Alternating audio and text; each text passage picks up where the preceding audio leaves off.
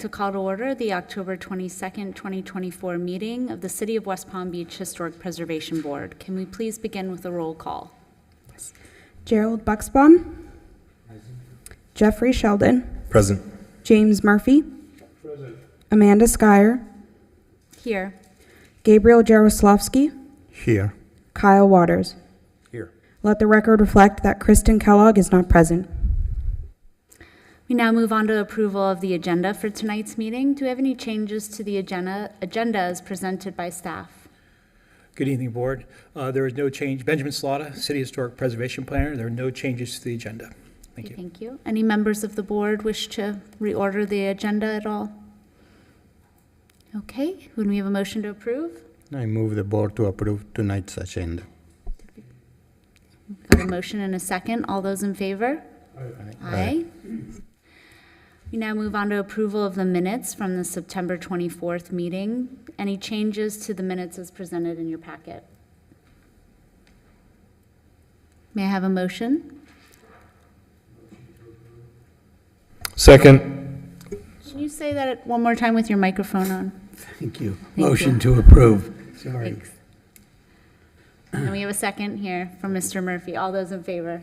Aye. We now move on to the report of the Historic Preservation Planner. Good evening again, everybody. Benjamin Slaughter, City Historic Preservation Planner, presenting. Since our last meeting, staff has approved 139 Level 1 permit reviews, 2 Level 2s, and 8 zoning reviews. A couple things I want to bring up from our last meeting is green bonus exceptions, which applicants have been routinely adding to their applications.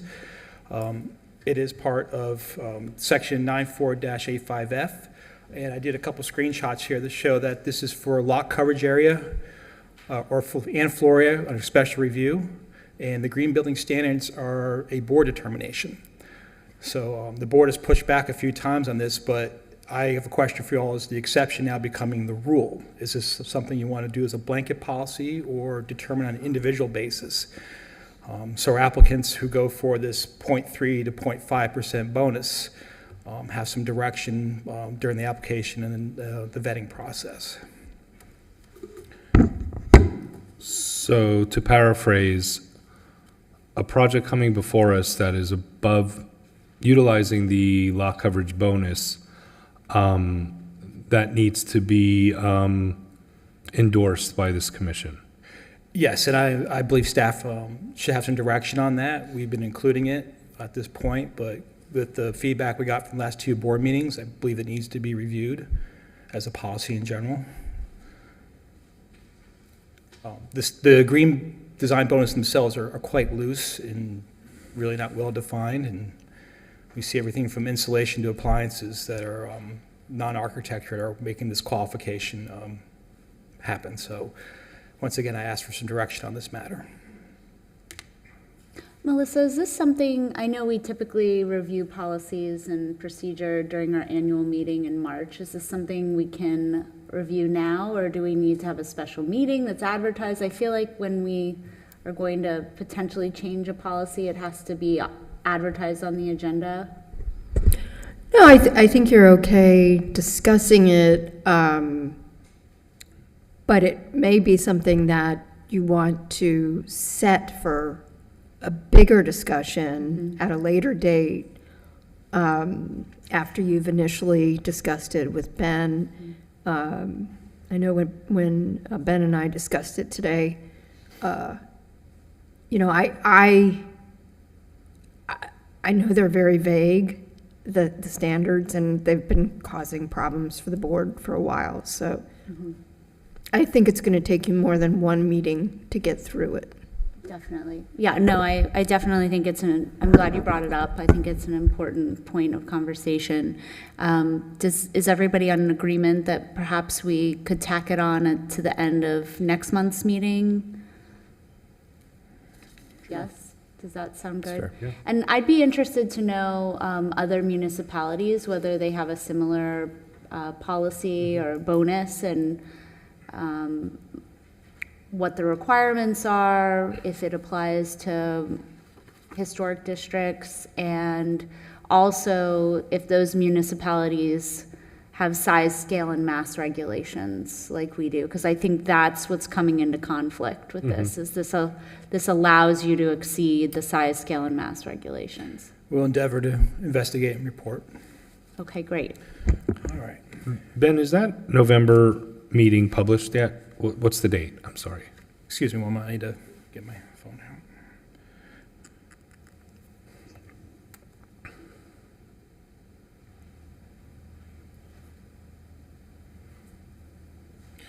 It is Tuesday, November 26th. Okay, thank you. No, I don't think it's published yet. The agenda has not been published, no, but the meeting date has been published. Okay, so we'll And- add that to the agenda. I was planning on trying to do some research, see what other municipalities are doing. Great. All right, secondly, we've been asked to update on HPP case 2270 for 3140 Washington Road. This was a discrepancy over the retainment of the back porch or patio, which the applicant at the last meeting said it was not supposed to be retained. I did review the meeting as a whole. I did some screenshots here, and I did some time index. Meeting was July 26, 2022. The vice chair, Ms. Kellogg, was running the meeting. Our chairperson, Ms. Geyer, was not present. A couple of things to keep in mind here, that this is some screenshots that the applicant said they want to keep the front of the house basically intact, and they were asked at time index 2 hours, 17 minutes, 57 seconds. Are you keeping the second floor porch? The applicants say we're going to mimic the overhang further out. Both Ms. Kellogg and Mr. Murphy believed it was a missed opportunity. The applicant said the client would be excited and wanted to work with staff on a resolution. During the executive session at 2 minutes, 34 seconds, Mr. Murphy said it was a superb preservation effort and asked that the covered porch be explored retaining, but I'm comfortable with proposal. And Ms. Kellogg wished to condition the rear porch retained, but does not need to see it come back before the board. And these are screenshots of what was presented. When it came to the motion, it came from Gabe over here, and is at 2 hours, 38 minutes. And the motion was to work with staff to study the preservation of the existing portion of the rear property, and that vote went unanimously.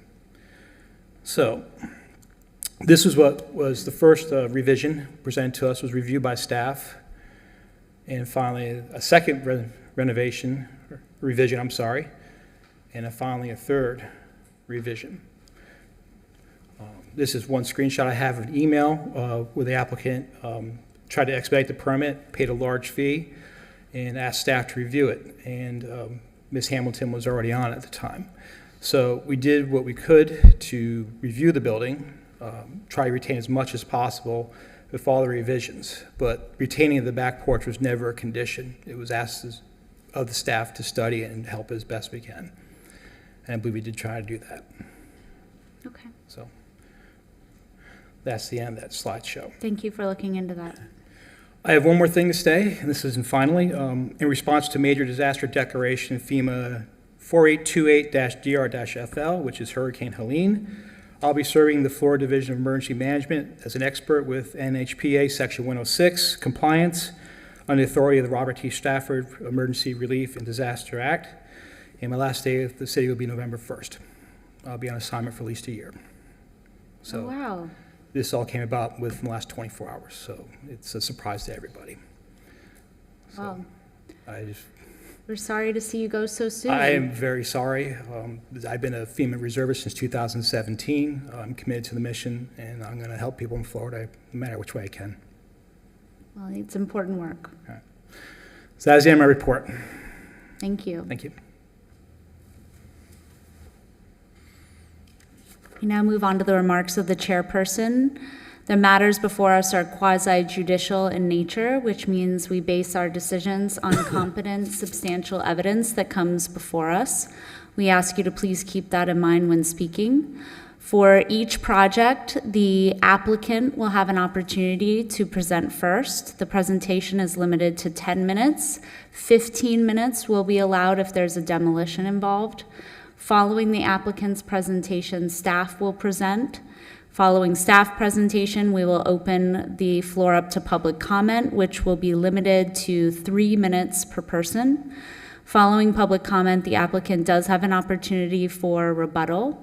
And after the rebuttal, if they choose to have one, we will go into executive session where we will render our decision. To lead into this, we need to let you know if we've had any conversations outside of this meeting, and so we will now declare any ex parte communications. As to more matters before this board this evening, I have not had ex parte communications, have not received communications in writing, conducted an investigation, made a site visit, nor received expert opinions. I request that these disclosures and all written communications be made part of the record. As to all matters on this evening's agenda, I have not had ex parte communications, I have not received written communications, have not conducted an investigation, have not made a site visit, nor have I received expert opinions. I request that these disclosures and all written communications be part of the record. As to all matters on tonight's Historic Preservation Board meeting, October 22nd, 2024, I, James Murphy, have not had ex parte communications. I have not received written communications. I have not conducted an investigation. I have not made a site visit. I have not received expert opinions. I hereby request that these disclosures and all written communications be made part of the record. As to all matters on tonight's agenda, I, Amanda Skyer, have had ex parte communications with Mr. Salata. I have not received written communications. I have not conducted an investigation. I have not made site visits, nor have I received expert opinions. I request that these disclosures and all written communications be made part of the record. As to matter of all items in tonight's agenda, I, Gabe Charslapsky, have not had ex parte communications, have not received written communications, have not conducted an investigation, have not made a site visit, have not received expert opinions. I request that these disclosures and all written communications be made part of the record. As to matter case number 24-63, I, Kyle Waters, I do have a conflict of interest, will recuse myself of such. Furthermore, I have submitted the proper forms, Form 8B, and that's been filed. As to all the matters on tonight's agenda, I have not had ex parte communications. I have not received written communications. I have not conducted an investigation. I have not made a site visit. I have not received expert opinions. I request that these disclosures and all written communications be made part of the record. Thank you. Okay, thank you. We now move on to the public comment portion of our meeting. Is there anyone here to speak on an item not on the agenda this evening? If so, now is the time to do so. Anyone here to speak on an item not on the agenda? Okay, seeing none, please rise if you plan on speaking to be sworn in. Do you swear or affirm that the testimony you're about to give is the truth, the whole truth, and nothing but the truth? Thank you. Please be seated. Our first continued case for tonight is 24-37, 214 Lakeland Drive.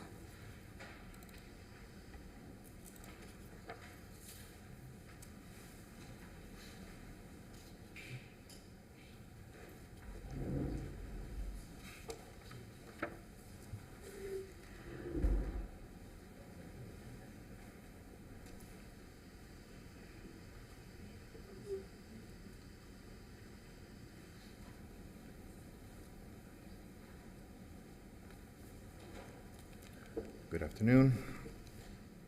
Mr. Salata's grabbing me a microphone, so I was gonna. Okay, sure. You just lower this. Does that work? Does that work? With this microphone? Yes. Okay, Yes. perfect. Okay. Oh, okay, thank you. This is fine. Okay. Hello, Board. Before Mr. Rosenberg presents the revised plans, I'd like to objectively summarize some of what transpired during the previous two board meetings. At our second hearing on June 25th, Mr. Salata recommended approval with conditions The main condition was, quote, reduce total square footage of the proposed accessory structure from 970 square feet to 877 square feet to meet the MF 20-C1. There was some back and forth whether this was a special exception or a bonus. At an hour and 14 minutes, board members said, quote, we know that the proposed plans have to be altered by around 100 square feet. And given the percentage of what that is to the accessory structure, I think I would be more comfortable seeing that come back before us. Okay, I'll use this. I would like to see the revised plans come before us, end quote. We left the June 25th hearing with instructions to reduce the square footage by, quote, around 100 square feet. We made the requested changes, reduced the structure to 872 square feet. We presented these revised plans at the September 24th hearing. Unfortunately, the specific board member who requested we reduce the structure by around 100 square feet was not in attendance at the September 24th hearing. At the conclusion of the September 24th hearing, we were asked to once again to make further reductions in size, both square footage and height of roof. Our revised plans today show a further reduction of total square footage and also a height reduction.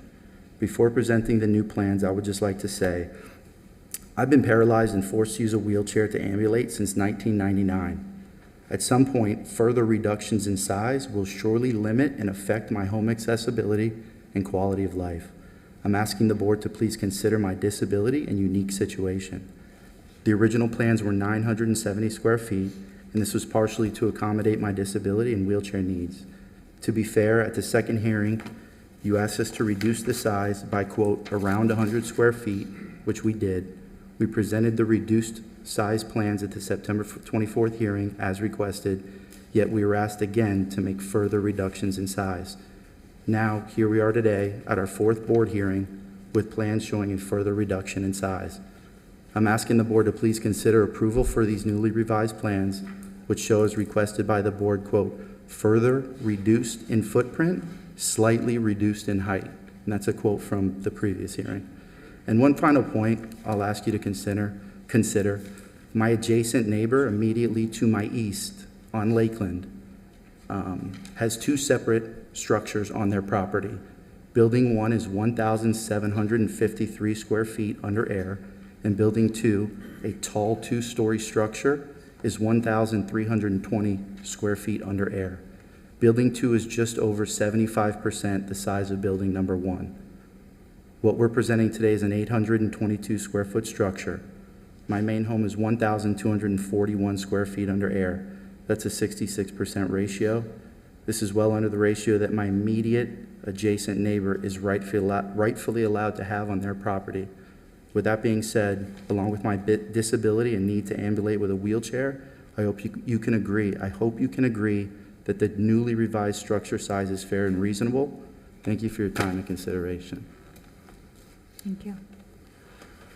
Well, good afternoon again. I believe that Mr. Scharf mentioned a lot of the points that I was going to mention, so in an effort to not double up, but yes, as a recap of the last meeting of 9/24, we received a list of a few specific items which we addressed in the drawing that we'll present to you guys today. One of the comments was that the previous drawings and presentation didn't have a comparison or a diagram or a height of the main house versus the new structure. So we brought that to you guys today. The main house structure is 15 foot 6 inches, and now I'll show you guys the drawing of the revised drawing that we did with the new roof height for the accessory structure. Then the second request was to provide a slightly reduction on the footprint. It wasn't specific as a complete redesign. It was just to see maybe a dash or a hashed line on what it would look like compared to what it was before. And the third request was to remove the 3 rear-facing windows. And this was presented, I believe, as a request by the neighbor directly behind us. I believe his name is Mr. Harvey, which we evaluated, we looked, and also I will bring up as part of the presentation a comment that said neighbor actually has a rear-facing window facing north into Mr. Scharf's house and backyard. So we deleted in the drawings the windows, which I'll show you guys now, but we also want to request maybe an allowance, which, here, let's see. Basically here in this initial picture, you can see that from grade, The height to the peak of the main structure is 15 foot 6 inches. Again, picture of the backyard, those were previously seen. That is the location where the accessory structure is going to reside. This picture shows the window from Mr. Harvey that is actually requesting for us to remove our rear-facing windows. He has a window facing into the backyard. This is small. This was the recap that I just went through.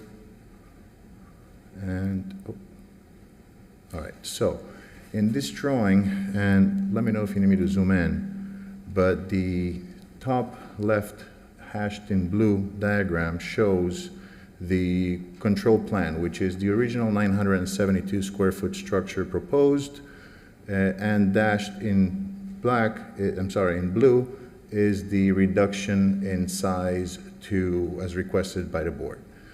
If you look at the top right, and let me zoom in because I can't even see this. Oops.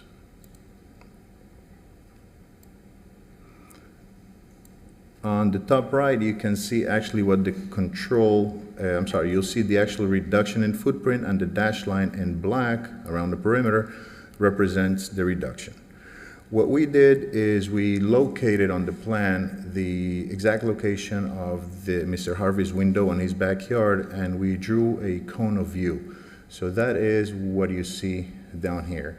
And as you can see, those are the previous locations of the windows that we had on the plans. They were deleted, but in looking at the cone of view, we respectfully request for the purpose of daylight, not visibility, that we're allowed to have two windows, one over the kitchen and one, let's call it, directly behind the main entry door for light purposes. And we hashed out our cone of view to show you that our windows will be outside of the cone of view of Mr. Harvey's window. Now, on the lower left, you can see the base elevation of the 972 originally proposed structure, which was, again, what was recommended for approval previously. And we took it a step further. We not only reduced the square footage of the home, but we actually reduced it in volume as well. So we dropped the tie beam and the roof height by 7 inches. So basically, we reduced the structure by 50 square feet and 970 cubic feet overall as the volume of the structure by reducing the height of the roof. So you can see on the side-by-side comparison, on the right and left, the difference in elevation, and basically our total roof height previously was 14.4 and now is 13.9 on the proposed structure. Also, as part of one of the comments from one of the board members last hearing, we were asked on the roof material and compliance and what we're going to do. So the intention is the main structure is due for a re-roof. So we would like to proceed with a metal roof as proposed for the new accessory structure, and during construction and within a 12-month period, we'll comply and we will install a matching roof on the main home as soon as the roof is selected, approved, and installed on the accessory structure. And basically here in the lower, you can see also, as previously requested, a comparison of the height of the main structure versus the accessory structure proposed. So you can see that the main roof structure, it's at 15.6, and our proposed one is at 13.9, and the dashed line in blue shows a reduction from the previous presentation to this current one. So I believe we addressed all of the comments. This is a site plan showing the reduction in the footprint of the proposed accessory structure. Again, dashed line represents the previous presentation. The area hashed in blue represents the reduction in size to the accessory structure. These are simply the notes and the approvals from the previous hearing from Mr. Salata and the previous requirements. We brought them here. So we have, the board last time requested that we actually have, what do you call this? I'm sorry. That we have basically minutes and all of the records of the previous meeting, so we have those as well. Any other comments? That's it. This concludes, as of now. Can I just Yeah. address one thing? I know that, I'm sorry. In the past, my neighbor, Mr. Harvey, had been telling my neighbors that this structure would be used as a, quote, warehouse for my business. I had been running my business out of my home. I own an adaptive sports store. We sell wheelchairs to disabled athletes. We have since signed a lease. We have a 3-year commercial lease in an industrial area. It's 2365 Vista Parkway, Suite 21. So there will be no business run out of this structure. This structure will be for our family, for my aging parents, and for my girlfriend who lives with me, her children, when they visit. So this structure will not be used for business. I know that one of the letters that was written in by neighbor 2 houses down, one of the letters written in had a concern stating that what it was going to be used for, that we're going to run our business out of it. To be clear, for the record, 100%, we will not be running a business out of this. Not that we wouldn't be allowed to by law, but I just want to set the record straight for my neighbors and for the board. Okay, thank you. Yes, Any ma'am. questions of the applicant? The recommendation by staff includes 3 conditions of approval. Are you okay with those? Yes, we are. The recommendations, I believe, would obviously to repurpose the material salvaged, was obviously the further reduction, and the windows, which again were requested that we eliminate. We don't mind eliminating, but we're simply asking that you consider us keeping 2 instead of 3 outside of the cone of view of our neighbor. Yeah, or even just because I don't need them to see a fence that's 2 feet behind the property. It's more for light. They don't have to be windows that are low. They could be the high top windows that we see the sky and they see inside to our roof. I don't, I'm absolutely willing to compromise on the windows, but I feel like Mr. Harvey behind me, who made the request to remove all of my windows, has his second structure facing my property, and I have a picture of it. We see it every day, and it just feels like a rules for thee and not for me situation. And I just, to be fair, I would like to be able to put a few windows on our property as he has on his. So, but to be honest, it's not a deal breaker for us. But to be fair, I would request that you allow us to have some sort of windows on the backside. Lastly, I think the only comment that I'll add is, again, based on the narrative of the last meeting. The request that came to reduce the footprint of the home was basically due, they're proposing today to see if it would be negligible. So as you guys know, it costs a lot of time and money to redraw and re-prepare drawings every time we make these changes. So if the board happens to decide that the changes are negligible, if you would let us proceed with the original 870, which was already a reduction, it would greatly help us move forward and get the project done. Again, we're willing to revise it and bring it down in height and in square footage to comply. The windows will be removed, but also it's becoming a point towards being burdensome financially and time-wise to continue revising and extending. So that's the last point I wanted to bring in. Questions of the applicant? Yes, hi. One of your section drawings shows the rear-facing window kind of at foot and knee level. Is that desired or a graphic error?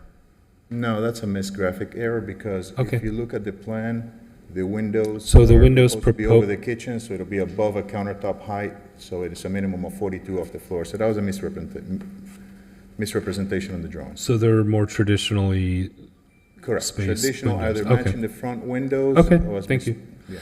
And same sheet. Your drawing, your elevation is showing a different patterning of the reconstructed garage. There's a larger gate column between the 2 doors where it was more narrow. Is that a purposeful intervention, or is that a graphic error? This is a graphic error. This is Okay. basically, we just captured the outline to show the difference in height and footprint reduction. Is not a very detailed drawing. That would come Okay. further. This is just to represent and answer the requests of the board in the last meeting.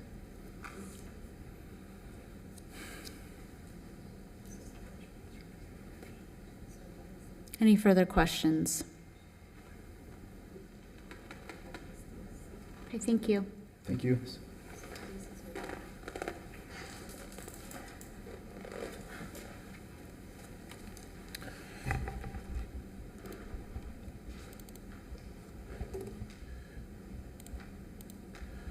Benjamin Slot presenting HP case 2437. We've revisited this one before. My presentation, I think the applicant covered most of everything that the changes were.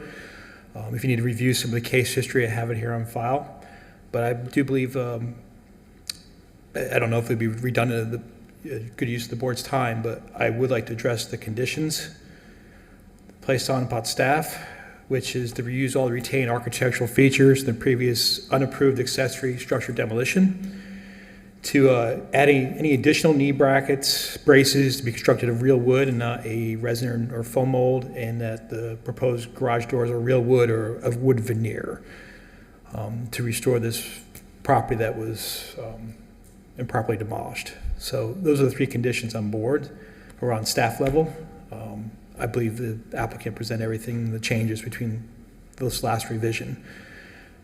Does anybody have any questions for me? Questions of staff? Yeah, I've noticed that the staff memos have become more content heavy, and I appreciate that. But I've noticed that after the staff memo, the actual architectural drawings are no longer in our package, but only images that you've selected for inclusion in your memo. And I guess that was a direction that you came to. I think for me, it's because you can't look at the drawings online, right? They're not available for the general public to look online. I believe through EPL you can. We try to reduce the file sizes and filter some of the information. Our packets were getting be quite thick. If you wish to have full sets of plans, they can be added, but we were given direction to cut out sections of the drawings to apply to certain details within the application. I think it would be best for you to move forward with the drawings, the complete drawings submitted by the architect to be part of our package. Okay, we can make that. Would you like both sections? Would you like to cut up and then have the full files at the end? Or just to go back to the old style? Unless you would like to emphasize something, but if you are providing the full drawings, we don't need the... Right. I mean, the staff memo is usually bringing up something that you want to bring to our attention, as opposed to just having a snapshot that, while I appreciate and trust your professionalism, there may be something that have been cropped out that may be useful for one of the commissioners, or another aspect may be more useful for another commission. Since we come from a diverse background, we all may be looking at different things, and I just think it would be better to include all drawings. I don't know if anyone else noticed that. No, I agree. I think last meeting as well. And I think you added a little bit more back in. There was, I think, less last meeting, you added more back in this meeting, but I've been on this board for so long, I want it all, you know? Okay. It's helpful. I think it gives you a complete picture and to zero in on details and, you know, answer any questions that we have without having to go to you. Okay, we'll provide the information requested. Thank you. So I wasn't here last month. So an approved accessory structure demolition, that was addressed already by this board? This board granted, let me go back here to the beginning. To initially approve a addition to an existing accessory structure. The applicant, through process, demolished the structure, a planned demolition, retained several of the architectural elements, and was caught through code enforcement, and has attempted to recreate this garage with 3 or 4 meetings now of new materials, and hopefully reuse what we can from the old one, and try to build as close to the original plan as possible. The original accessory structure was in the setback and required a variance. They're not asking or requesting a variance of any kind or any special consideration. Okay.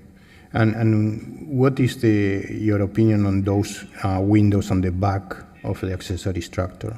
I kind of agree with the applicant that they're entitled to have windows in their house for light. You know, if their top view windows are obscured in any way, that's a condition this board can place, but to say my neighbor doesn't like to see me, you can't have any windows, I don't believe is proper by any means. Thank you.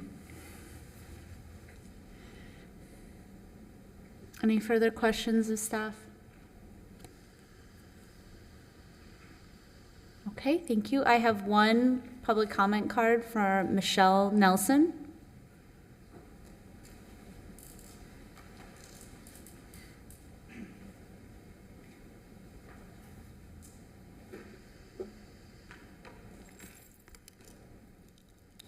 Hi, my name is Michelle Nelson.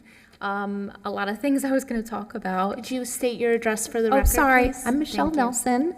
I'm Jacob Sharf's girlfriend, and I reside with Jacob at 214 Lakeland Drive. I've been Jacob's girlfriend for about 8 years, and I've been a Palm Beach County resident for almost 25 years. So I wanted to just bring up again, I know I'm going to reiterate, but the intent of the accessory structure. I have 3 children, 1 in college and 2 serving active duty in the Army and the United States Marine Corps, and the extra space is very much needed. We're not going to be flipping the house. We're not renting the house. We just want extra space for ourselves and our family. We both have aging parents as well, that at one point we probably will have to assist with extra care. So again, the extra space is needed. The main house is a 2-bedroom, and it gets a little crowded when all my children are home. So, and then I also wanted to bring up the second point. Jacob is a wheelchair user, absolutely needs a space accommodation. As able-bodied individuals, we do tend to take space for granted. Trust me, Jacob wishes he could give up his wheelchair. And then the further size reductions would not be an issue. He makes maneuvering in a wheelchair look easy, but extra space is definitely helpful. And then I was also going to talk about the windows. Again, we're willing to compromise. My youngest daughter is an artist, and we very much appreciate natural sunlight. Some windows or a window in the rear would be really nice. So thank you so much for your time and consideration. Thank you. Any further public comment? Yes, sir. Good evening. I am George Harvey, the neighbor from 209 Walton. I have a couple points that I'd like to just discuss, and I made copies that I can share also with photos of existing neighbors on Walton and Lakeland. But I know a lot of the points that I have here today are out of date, just because of the new plans that I just saw for the first time. And I appreciate the consideration that the owners of 214 Lakeland have put in with the window. But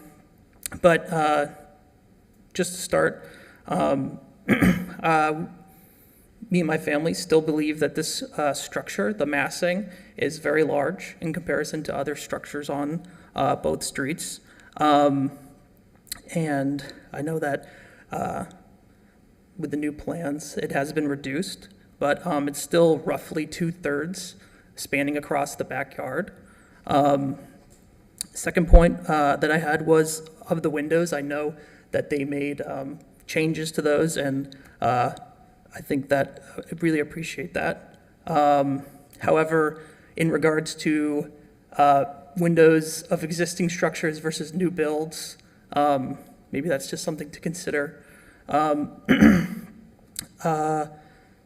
I know they also brought the height down, which is again appreciated.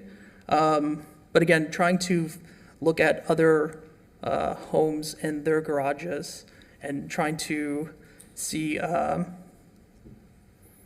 the typical garages around the neighborhood are actually 10 to 11 feet high. So we still have a kind of higher than normal on the street. And one of the things that we're opposing is the use of the metal roofing. We don't find that to be historically accurate, and that actually is changing the character of the neighborhood. So that is something we're opposing. And we would also like to see a landscape plan. That has not been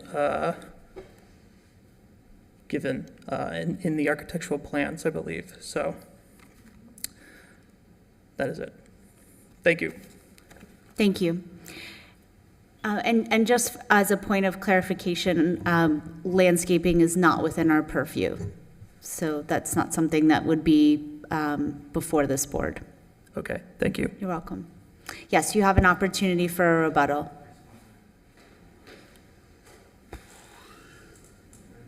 Yes.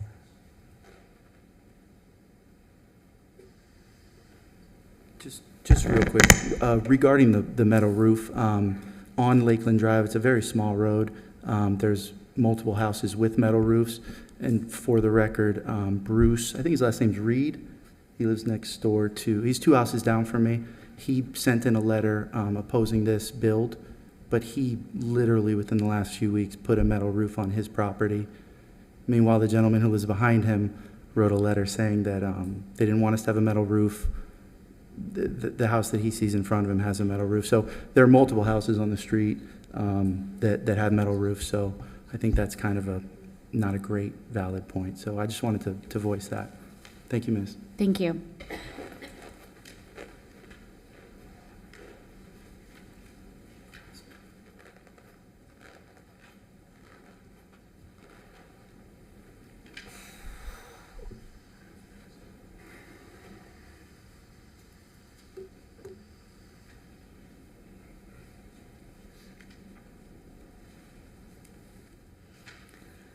Okay, we'll go into executive session.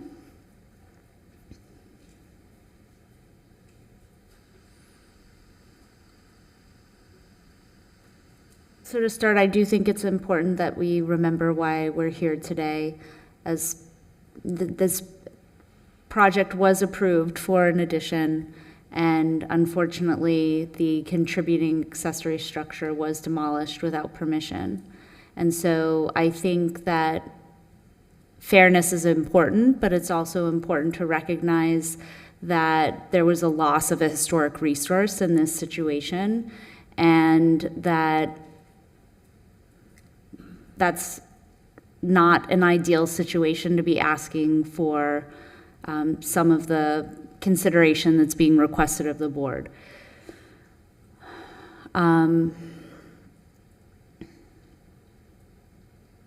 I do understand and am empathetic to the applicant's disability. I do think that's something we should take into consideration.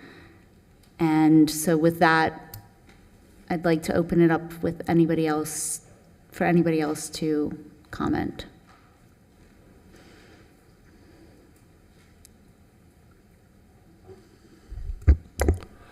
Yes, so to put my perspective back on the record, when this was seeking the original application for the addition to the historic resource, consequently asking for a variance, I was the sole dissenting vote on that project. The proposal here, with the revisions seen today, address my concerns that I tasked the applicant with: a slight lowering of the height and a further reduction of the footprint and a study of the windows.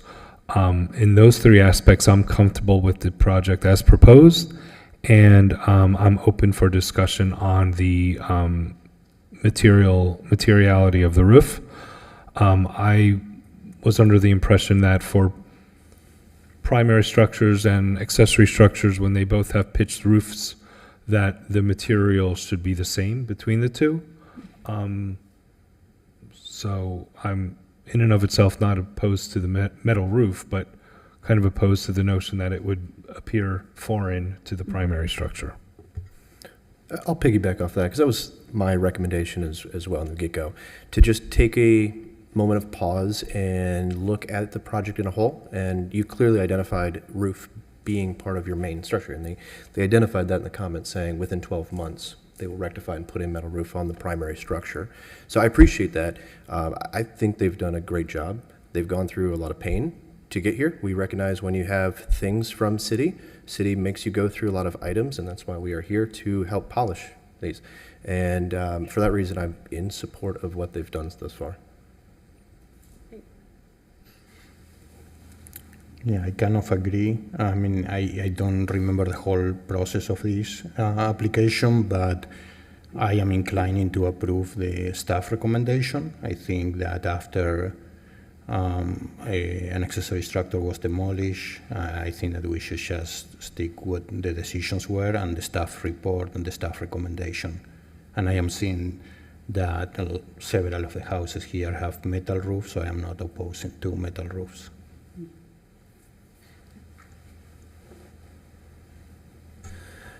Yeah, I agree with everything everybody said so far.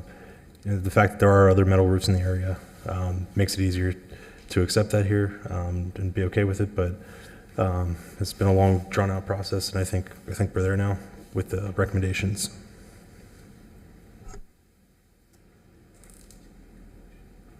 I agree.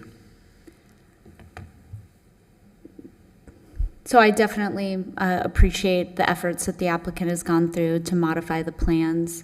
And I think for me, the only thing is the metal roof. And I was just reviewing our packet, but I don't know if we received any precedent imagery from the neighborhood. I was trying to go on Google to see, and I don't know if I have enough information.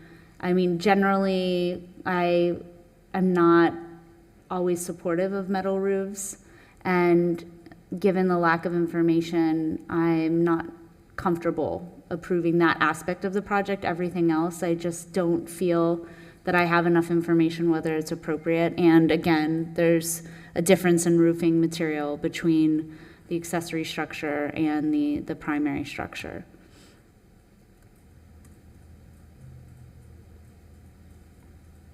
I do also think that you, Mr. Murphy, brought to our attention some discrepancies in the drawings. And given that this was a contributing accessory structure, I would want reassurances that a planner is reviewing the plans to ensure that the proportions will be correct on the reconstructed portion of the garage. I don't know if anybody wants to add that as a condition of approval.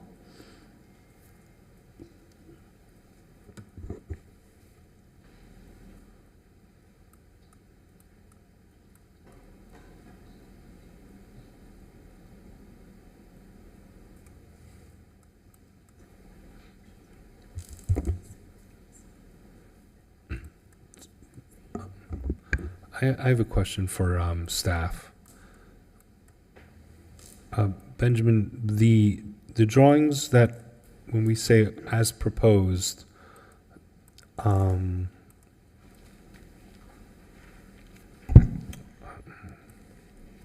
kind of ties in with my other comment. That is, I'm on your staff memo page. I just want to make sure that I'm reading the drawings right, because is the top proposed and the bottom is previously proposed? Yes. Okay. I generally put the new one at the top and the older one's below. And then when it's not in that kind of order, is the left proposed and the right is previously proposed? I'm not sure. You're talking about attachment D? I'm looking at attachment D now. Yeah. Because They're showing a comparison between the base elevation and the elevation reduced between the two, the note below. right, but I want the lower height one, and the lower height one seems to be labeled previously proposed. That is the previous submission.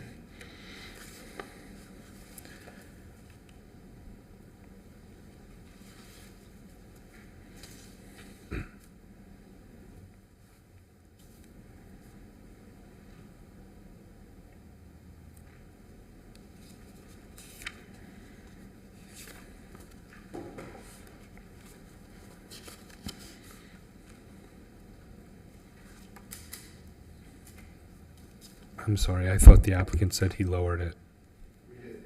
Yep.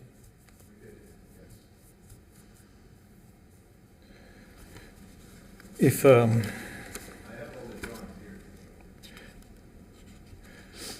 attachment D, the top drawing were submitted, and the one that shows the footprint, we only got a couple drawings in the revision. The roof plan was changed, it shows a change, and it shows a smaller footprint, but we did not receive a full set of revision plans. I believe the applicant stated that with their presentation, with this last trip to the board, where they requested to adjust the roof height according to the main structure and reduce 100 square feet. They did not submit a whole set of plans on that one.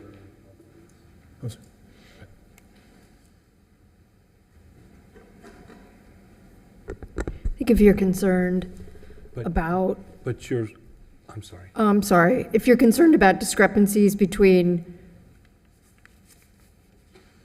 the plans and what they represented, you can make that a condition, I think, of your motion, that they be in conformance, and that is specifically reviewed for compliance with what was represented here earlier.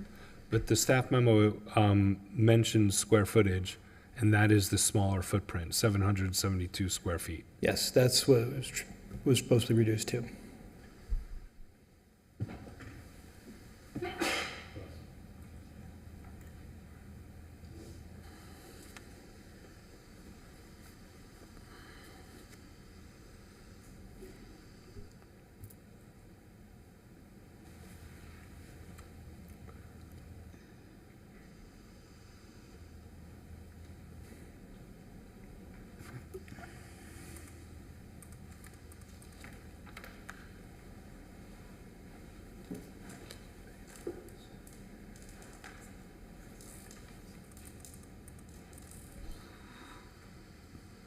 So are you pointing out that we don't have anything in our packet that indicates the square footage?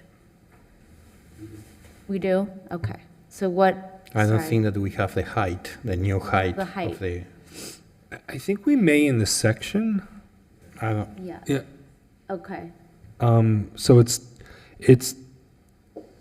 10.3 to the, where the wall meets the roof. well, it's 10.3 to the bedding wall, but we should have it to the top of to the ridge or to the mean. Sir, yes, please.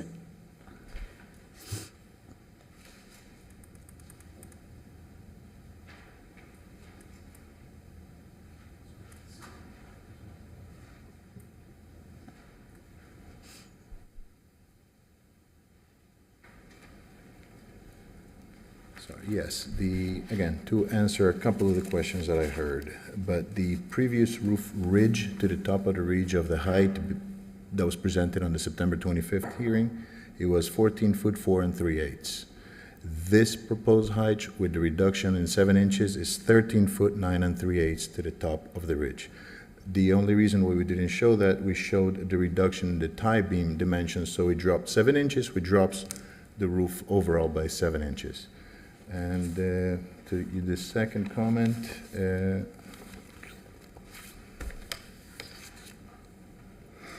yes, the reduction was done on the square footage and also on the volume. And again, I don't live in the area, Ms. Skyer, but I did drive by. Obviously, I participated in the project.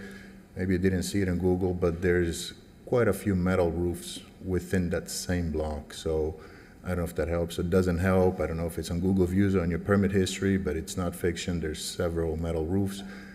There's obviously, I don't know from the historic point of view, but obviously, as you know, from durability, from winds, from the type of weather that we hear, it's one of the best types of roof that we can have out there.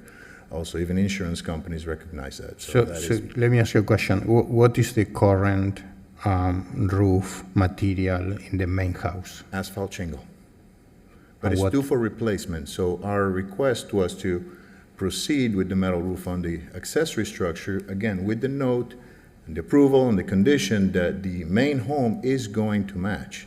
So as the process goes, the main home will be replaced with a matching metal roof.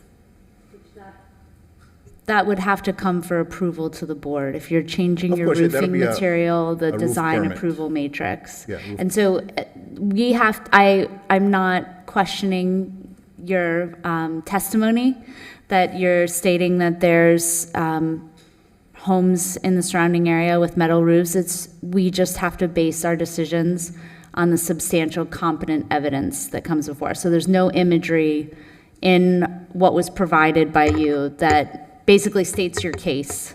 Correct. We didn't bring pictures of the houses down the block. Correct. You do? Oh, actually, he does. Okay, okay. Okay, sorry, could you do you mind getting that, or, just because everything is being recorded?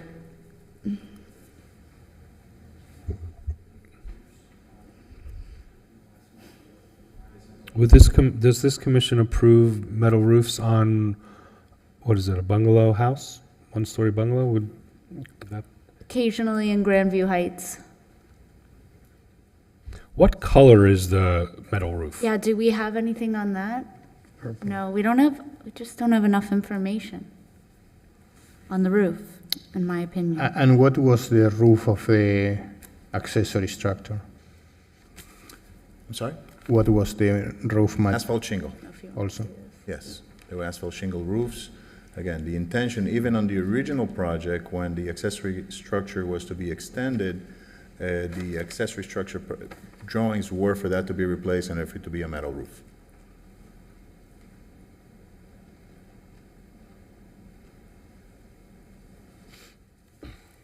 Okay, thank you.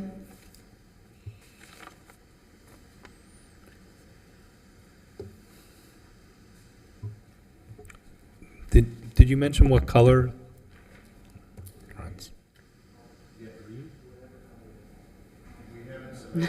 Whatever color we want. How about purple?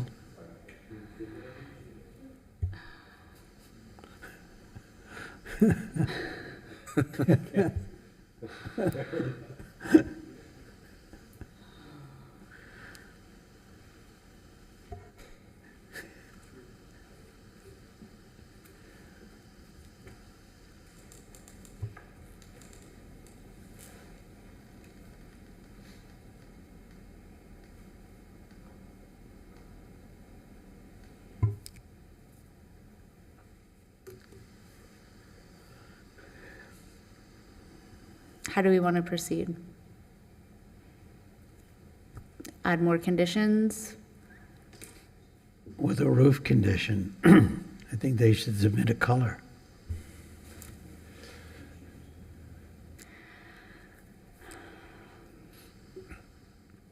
One condition should be that the height of the roof, the maximum height of the roof, probably should be 13.6. And they can achieve that by any means, lowering or changing slightly the pitch of the roof. The maximum height of the ridge of the roof should be what? 13.6. They are proposing 13.9, so let's go a little lower.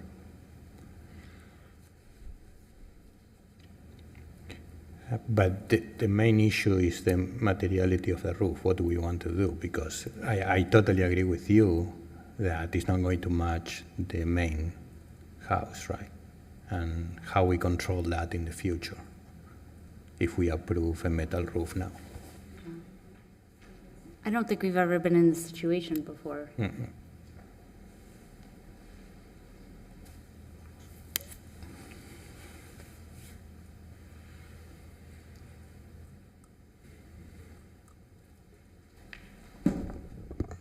Yes.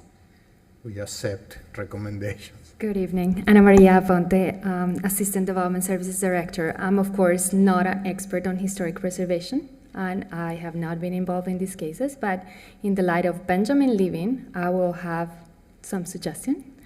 So if you are in favor of approving the application, I will suggest just list the size that you want to approve. So specifically, we know that is the 700 something. So specifically, the height of the roof, If they say it's 13 feet 9 inches, I mean, I think the difference of 3 inches will not really be significant in this case. So if you're comfortable with that, approving with that height, and we'll be sure that it matches that. And then in regarding the roof, that I know you don't have the full information, it seems the original approval for the addition was approved as a metal roof. So if you're comfortable with that, staff will work with the applicant on selecting the color that is appropriate for the style, and that way we can move ahead with the approval. I don't know if there are any other issues, but the size, the height, and the color, the roof, the type of the roof. You can add the recommendation that the main house be changed to the metal roof. They say they have that intention. They will have to come in front of the board, so that will be. The other issue is the windows on the rear. If you want to, you feel comfortable with allowing the windows, maybe you can recommend that they are higher so they do not have any visibility issues with the neighbor, but then allow them to have the windows. So you can list the conditions, and we will work with them to make it appropriate. Okay, thank you. Thank you. I was not aware that the previous approval was for a metal roof. On this particular application. That's, yes, what she just shared. I don't think that was in our packet. Okay, so if everyone is comfortable with that and we're ready to move on, we're still on our first case, an hour in. So we need the conditions, the 3 conditions of staff. And I think you need somebody needs to make a motion. Yes, I'm just going over the conditions ahead of time.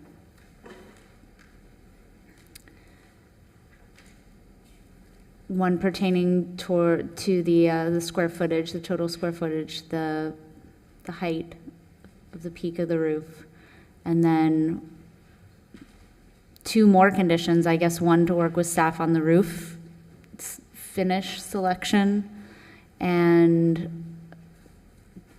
the window location and size on the rear, if whoever's making those motions, that motion is in agreement with those conditions.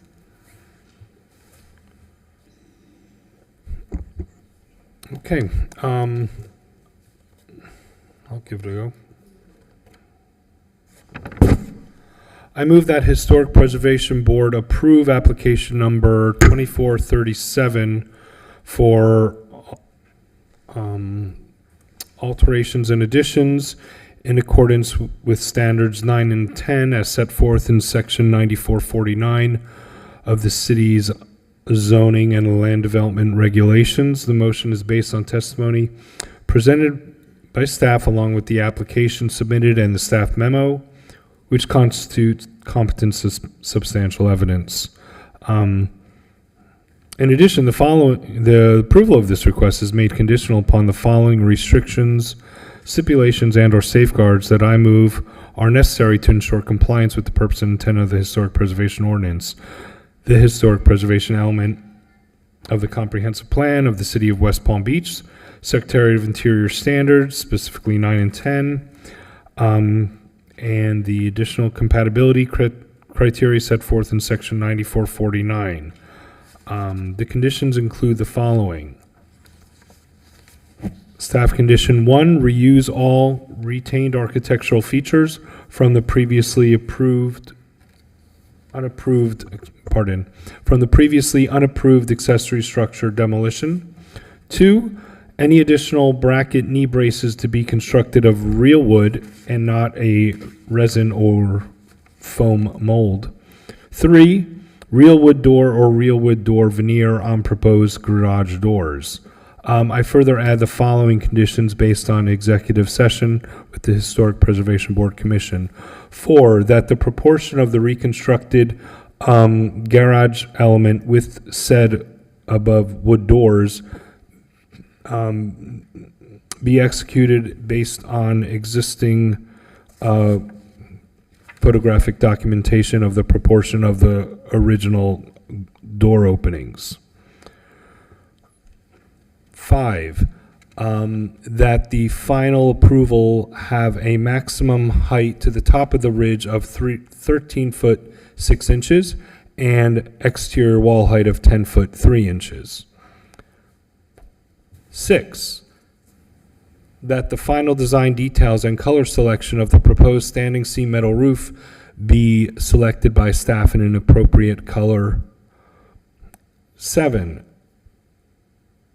that the floor plan approved reflect the floor plan in the staff memo at approximately 772 square foot footprint. Okay, anything about the windows? And the final windows, as proposed in the presentation, an additional window to allow additional natural light, not to align with the neighbor's window opening, subject to the review and approval of staff. I would amend something. Yes.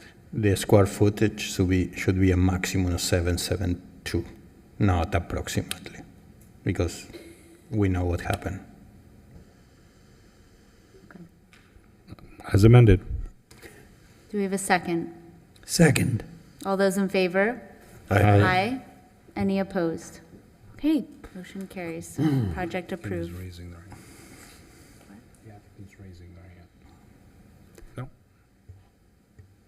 Our next case is 24-57, 736 Sunset Road.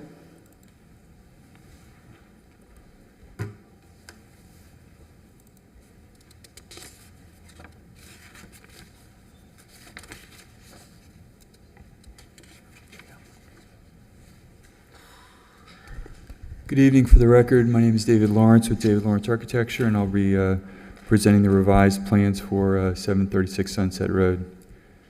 In the August meeting, the board asked us to revise the design so that we did not have an attached garage in keeping with the development pattern in the neighborhood.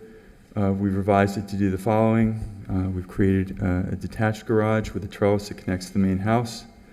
We've revised the second floor layout so the addition is more behind the main house. We relocated the existing accessory structure to receive, which receives additions, and that'll we relocated that to more in line and be a nice ensemble to the pool area.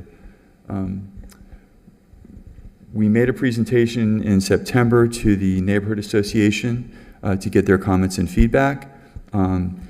They were receptive, to my knowledge, and they had offered some suggestions for improving the look of the accessory structure, the garage accessory structure, which we took into account. Let's see, this proposed coverage is 22%. The previous proposed was 22%. The new coverage is a little higher because the building is detached, so it goes up 1 percentage point. Our FAR is still 0.35, which is below the 0.4 allowed. So I'll take you through what we have here. So this is the new proposed, that was the new proposed perspective. These are just some context pictures that you've seen before. This was the previous application. Proposed application, as you can see, the mass is significantly reduced along the streetscape. This is the existing site plan. This was the previous application. This is the proposed application. You can see we got rid of the garage. We moved the garage. We moved the accessory structure over. That. This was the previous second floor. This is the previous proposed second floor, or the first one was the existing. My apologies. Whoop, no, wait. Something happened there. I'm sorry. This is the existing second floor. This was the previous proposed second floor. And this is the new one. So you can see we've pushed the mass of the building behind to make it more streamlined against the street. This was the existing roof plans. This was the previous proposed roof plan, and this is the proposed new roof plan. And as you can see, the flat roof is designed so that the height of the roof is below the existing, so that the main existing house is dominant and the proposed is ancillary. So this was the existing elevations.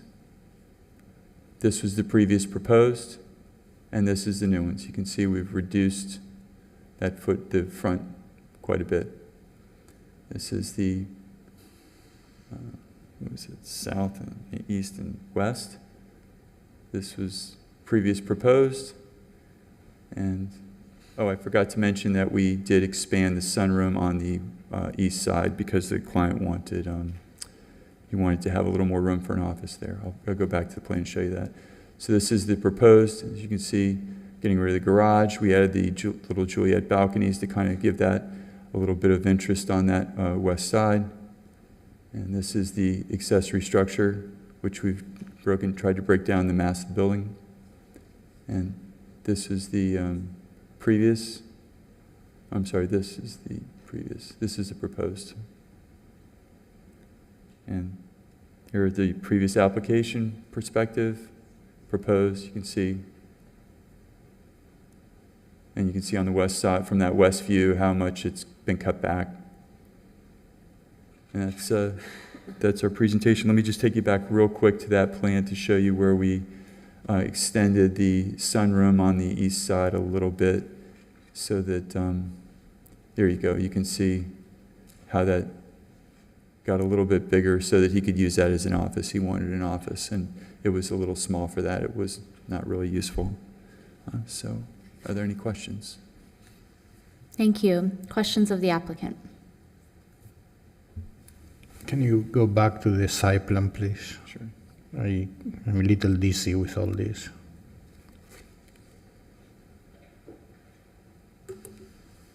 Okay, so the entrance to the garage is from an alley from the side or from the back, or? It's from the front, as is all the other ones in that area. It's over 95 feet from the street, from the property line, so it's back a good ways. There's a very high fence in the front, and we have a significant opportunity for landscaping and things to screen.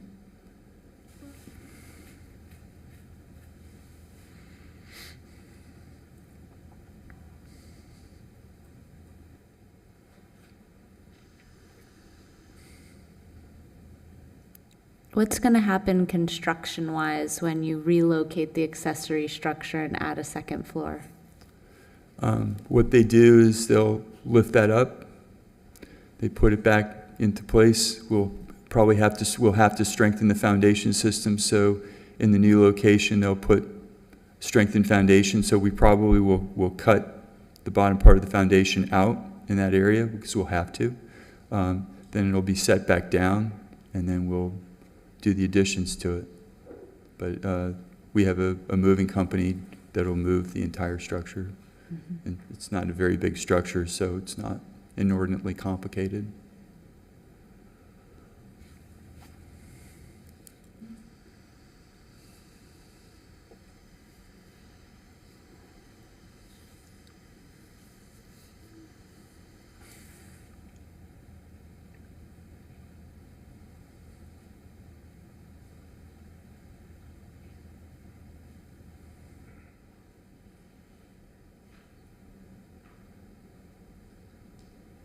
The dashed connector from the garage to the primary structure is a covered loggia? No, it's just a wood trellis, so we could plant that with climbing vines and things to make it pleasing. But the idea is to provide a little shade and to make a nice connection, but not a hard roof. It's just trellis.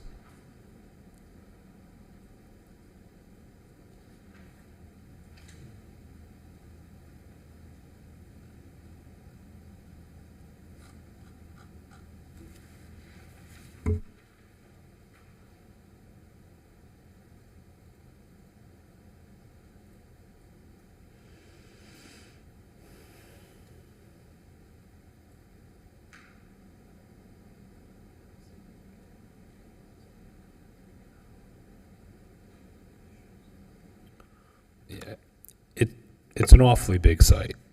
There's 3 lots. And did you, I'm sure you did, explore keeping the porte-cochere as a functional porte-cochere that would lead you to the garage, at least for one of the bays, with the space gain of the relocated accessory structure? When you say the porte-cochere, you mean the front? Yep. This item here on the front? Yep. Not really, because we were concerned that we wanted to push the garage to the back of the property. And we felt that that also gave allowed the existing building, which you see the preponderance of that, and also given that the kitchen was toward the back side, functionally it seemed to make more sense to us. But if we were to pull it forward, then it would. A lot of what we're trying to do here is make the existing building and read as the dominant, and this is far secondary. So we felt that 90 feet back would accomplish that best in our calculus of how we're doing it. Well, I was just meaning in terms of convenience with climate and dropping off groceries, an elderly parent in shade and covering and being able to access the interior of the space. You still have Anyway. use of it as a, Yep. you can, as a drop-off, so it's still fully useful for that. Mm-hmm. Okay.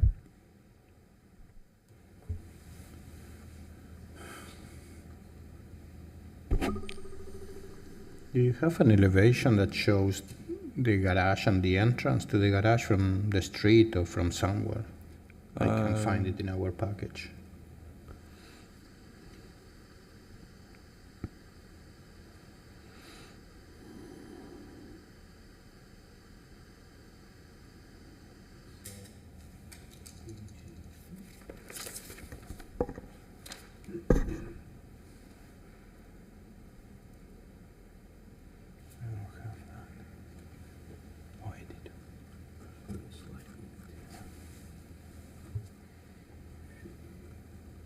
No, what?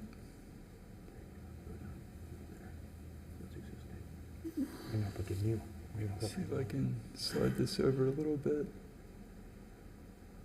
It seems like when I zoom, it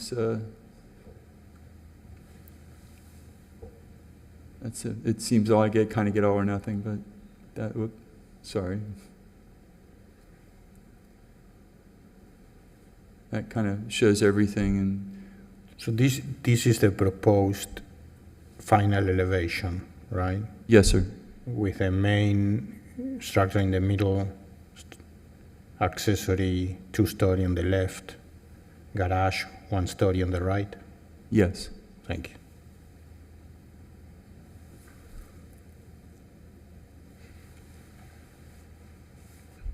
This was shown in the August meeting originally, This is the revised one. from the August meeting.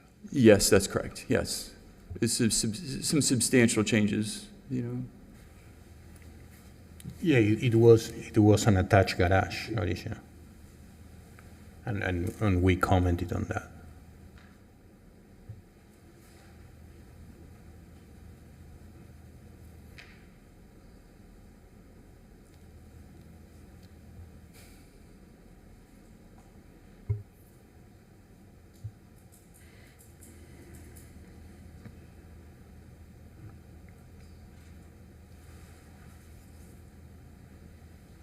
And the Juliet balconies are a new addition since, Yes, we did that. The brackets that are on those are supposed to be kind of mimic the brackets that are on the house, the existing, as an existing element. So we kind of borrowed some of that language. Let me see if I can get back to that.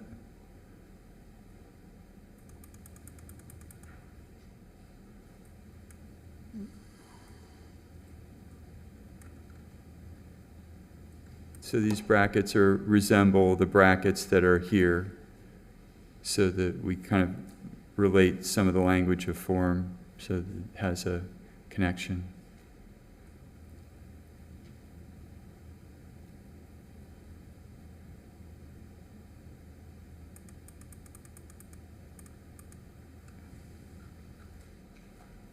It just feels like it needs something more substantial. Like, are Juliet balconies often found on this architectural style? I associate that more with the Mediterranean Revival style. What is this considered? Like an American Foursquare?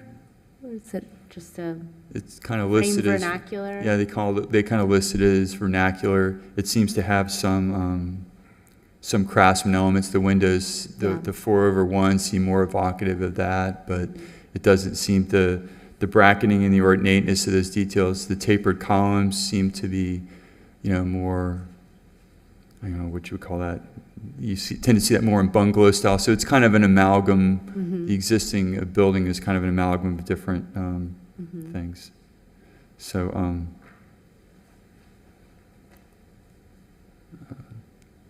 I don't know that I can point to a distinct precedent for that.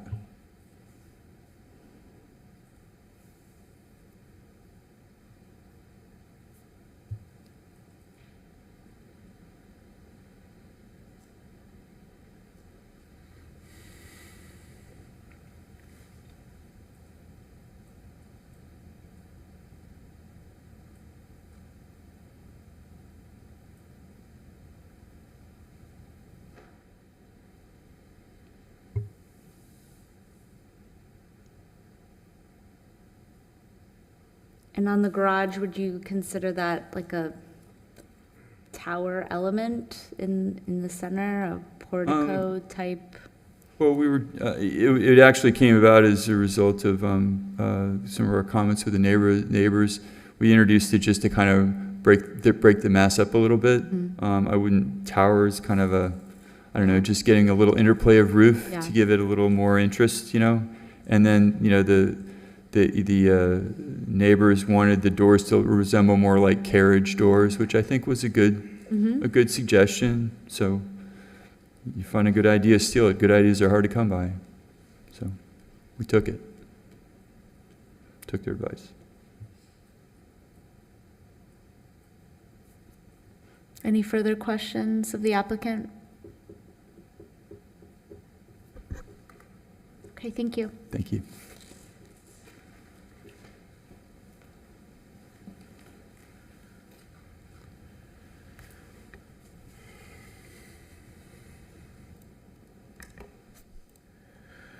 Benjamin Salata presenting HPU case 2457 for 736 Sunset Road.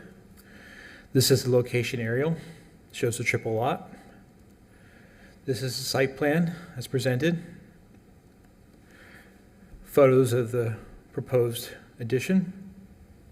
Some photos of the existing structure. The little white building is the non-contributing structure, which is requested for demolition. And this is the request. Broke it down. It does meet within those zoning codes. The floor plan is existing and proposed. The second floor plan is existing and proposed. The existing proposed north and south elevations. And the same thing for east and west. This is the roof plan as shown. The existing is the one to the left, the proposed to the right, and at the bottom. And this is the existing accessory structure and the proposed. The streetscape as presented, the applicant is correct. This is known as a vernacular home. We do believe this meets codes 9 and 10, and are recommending approval of no staff conditions. Any questions of staff?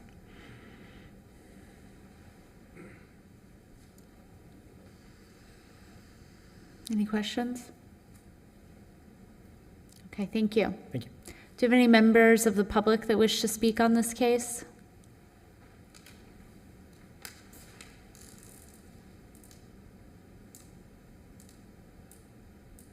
Good evening. Walter Hyde, registered architect. Um, Forgive me if I'm incorrect, just looking to save everyone's time here. I didn't get to see the original presentation. I understand we're looking at a large lot here, but what I see is a primary structure with potentially 2 accessory structures. Accessory structures are limited to 1,000 square feet. There's no exceptions that I'm aware of that allow you to exceed that. So if the garage is attached to the primary structure, we have to come get a variance for another project, because if they're viewed as attached, the garage structure would have to meet primary structure setbacks. So I'm not sure everything on that application is correct. Thank you. Thank you.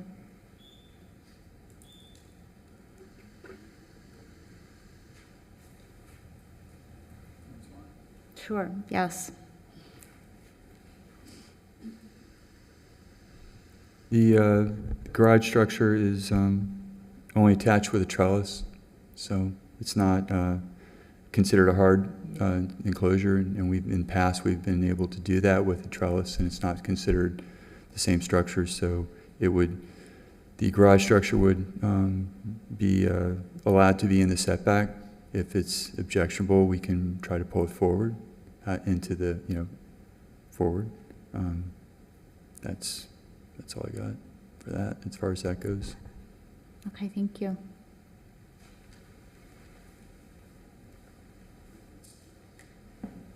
Yeah, this side.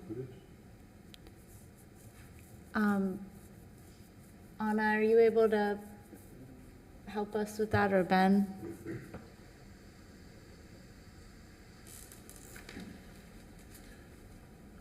I'm sorry, state again where it was in discussion at the same time. State again the request, please.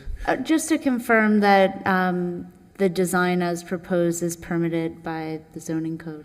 I believe so, yes. And this has been reviewed by other zoning planners. If we missed something, it does happen. But we're actually looking it up right now. Okay.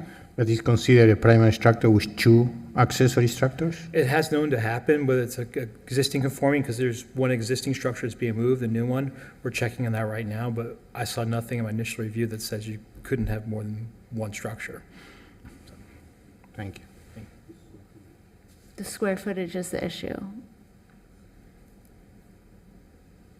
You're saying you can't exceed 1,000 feet that's what he said, total, between the 2.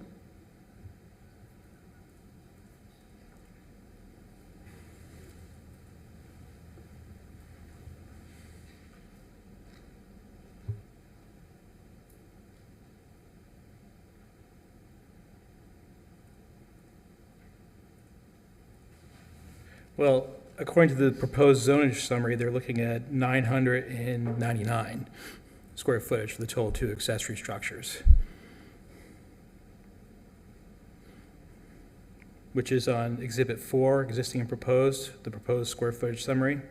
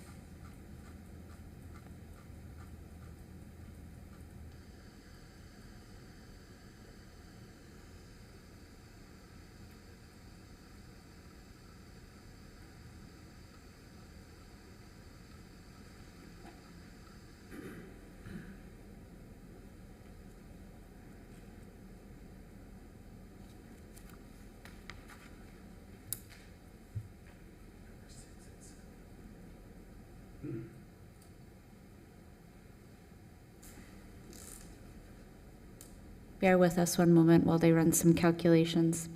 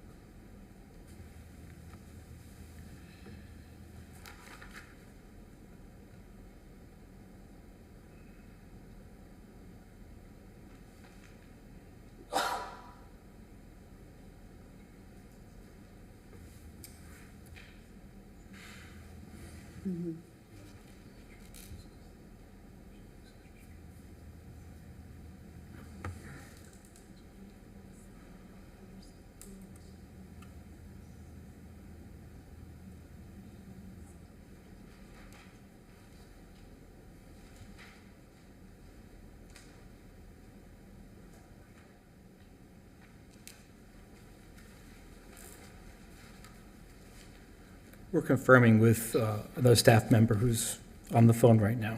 Okay. Okay, our head of zoning, Angela, who wrote this code, is confirming with us on this issue. So Okay, please forgive the thank you. delay. Should we move on to the next case and come back, just for the sake of time? So you have time to...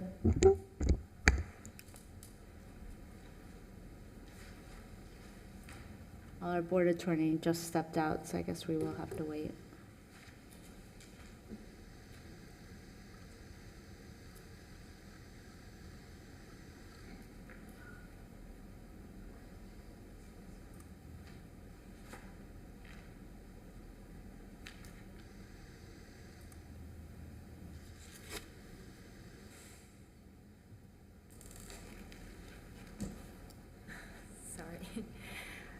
So it seems because it is an historic district, what the regulation that applies is the lot coverage on the FAR, which they comply with it. Okay, So the limitation of 1,000 square feet is not applicable in this case. okay, thank you.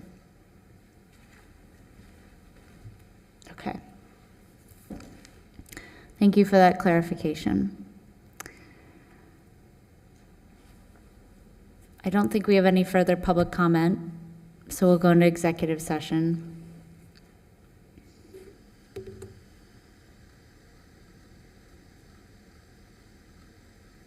Yeah, and I am here looking at what is 94-74 on SF14 residential district. Is that the section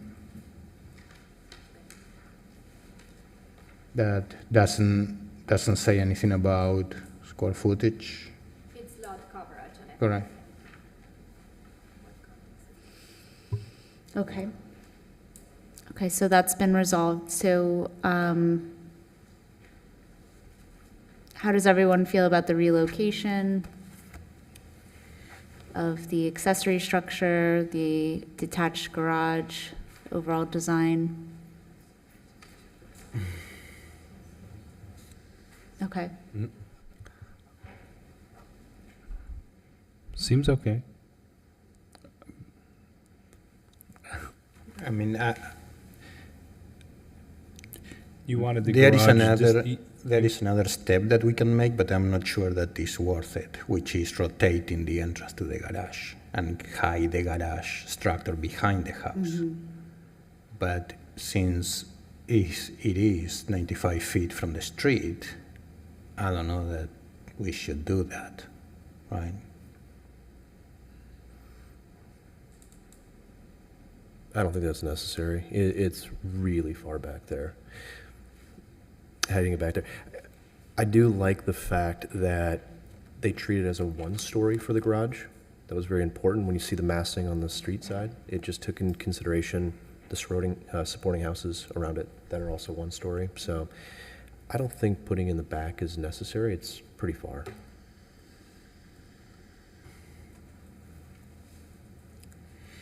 I'm okay with the location. I'm gonna make a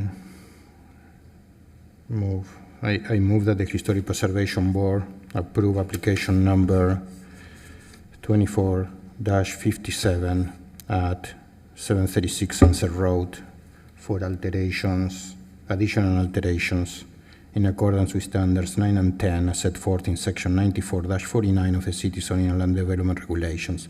The motion is based on the testimony presented along with the application submitted and the staff report, which constitute competent substantial evidence. Do you have a second? Second. All those in favor? Aye. Aye. Any opposed? Okay, motion carries. Thank you. Our next case is case number 24-63831 Biscayne.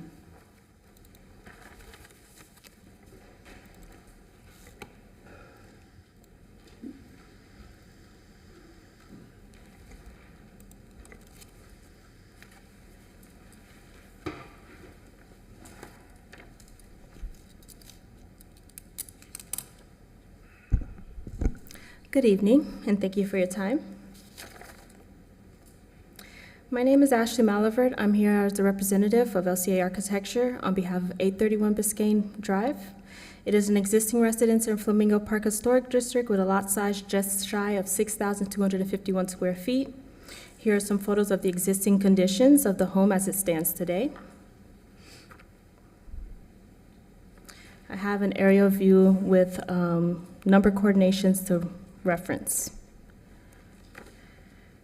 We have decided to supplement our package to incorporate further explorations into this proposed addition by including our demo plan, existing floor plans, and a colored site plan to preface the scope of work. The demo plan is shown with the gray walls as the areas to remain and hidden dashed lines as the areas to be demoed. We are proposing an addition to the north side rear, highlighted in yellow. Yes, highlighted in yellow on the site plan of the home, bringing the existing home square footage from 929 square feet to 1,794 gross, as well as accessory structure with some general site work, which you can see on the northern region of the site plan. Here I have attached a revised floor plan and the accessory structure and a final version of the main home addition. The addition and all accompanying changes will appear the same as the existing home and blend seamlessly into Flamingo Park's landscape, as we decided to apply attributes of the neighboring homes into the district. This slide also shows the floor plan of the main home and the decision that we made from your comments previous meeting of August 27th to recess the sidewalls to delineate the new from the old, as well as the revised accessory structure, and we removed a second bathroom, the cabana bath, and that was with the direction of the neighbors, not necessarily from you guys. We didn't get any comments on behalf of that, but we made a decision to reduce one of the restrooms in the accessory structure floor plan.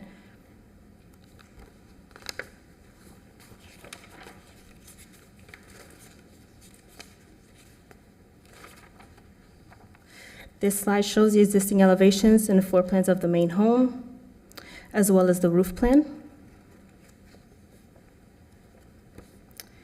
We have included some design changes from the feedback given by the board on, like I stated, on the August 27th meeting. These are the existing home's elevations in the demo plan. Also, I have mentioned where we have existing openings and fenestrations and where we are possibly move them. I'll see that on the next slide.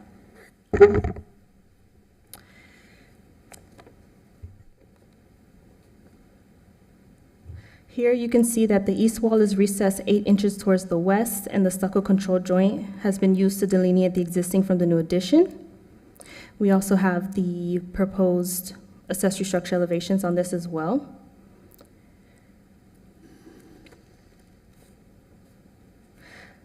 Additional fenestrations have been added to the rear bedroom, which is now the new primary bedroom along the east wall.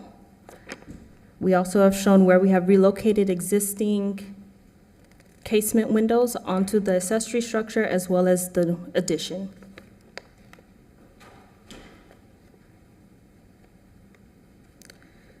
We also decided, like I stated, to reuse some of the existing casement windows and relocating them to future openings to the addition and the accessory structure, which you can see with that red arrow from the floor plan.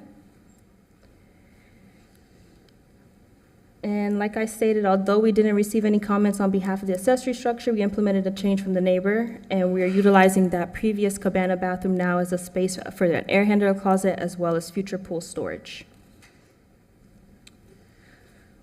Also, we were directed to remove the front entry previously proposed during the August 27th meeting. We have come across a physical example within the community where you can see the front facade that we are attempting to achieve previously. In our proposed design, we have now returned to it, and we are utilizing the front appearance of 732 Flamingo Drive as precedents of how we can allow a future additions roof peak to be visible from the curb, which is another means of delineating the future addition as well as the past existing conditions of the home.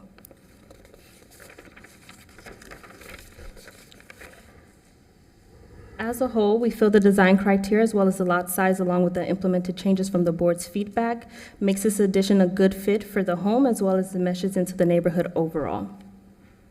Thank you. Thank you. Questions of the applicant?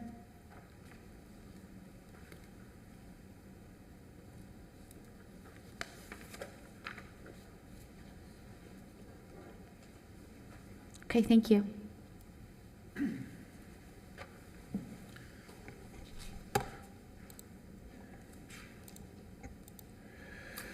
Benjamin Sladas, presenting HP Case 2463, additions and alterations to 831 Biscayne Drive. The applicant has just presented some revisions to the plans that are not in my report with their previous submission. I don't believe they're a detriment, actually rather an improvement, but let me go ahead. This is a site plan as presented, and these are photos of the existing front structure and around the sides. They're calling for an addition to a primary structure of 876 square feet and an accessory structure of 350 square feet. This is the proposed plan as submitted, and this is the south elevation as proposed, the rear elevation, the west and the east. This was the accessory structure as proposed, and the roof plan existing and proposed. Show it going off the back. This is the streetscape. And we do believe their addition meets codes 9 and 10.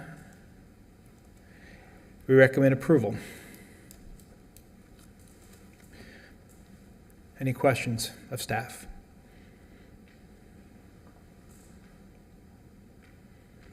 Any questions? Okay, thank you. Okay. Any members of the public that would like to speak on this item? Okay, we'll go into executive session. I think they were very receptive to our feedback.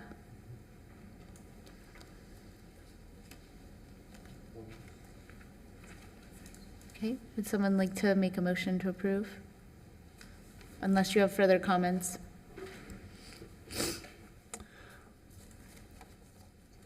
I move that Historic Preservation Board approve application number 2463 for alterations and additions with secretary in accordance with standards 9 and 10 as set forth in section 9449 of the city zoning and land development regulations. The motion is based on the testimony presented along with the application submitted in the staff memo, which constitute competent substantial evidence. Second. All those in favor? Aye. Aye. Any opposed? Okay, motion carries. Thank you.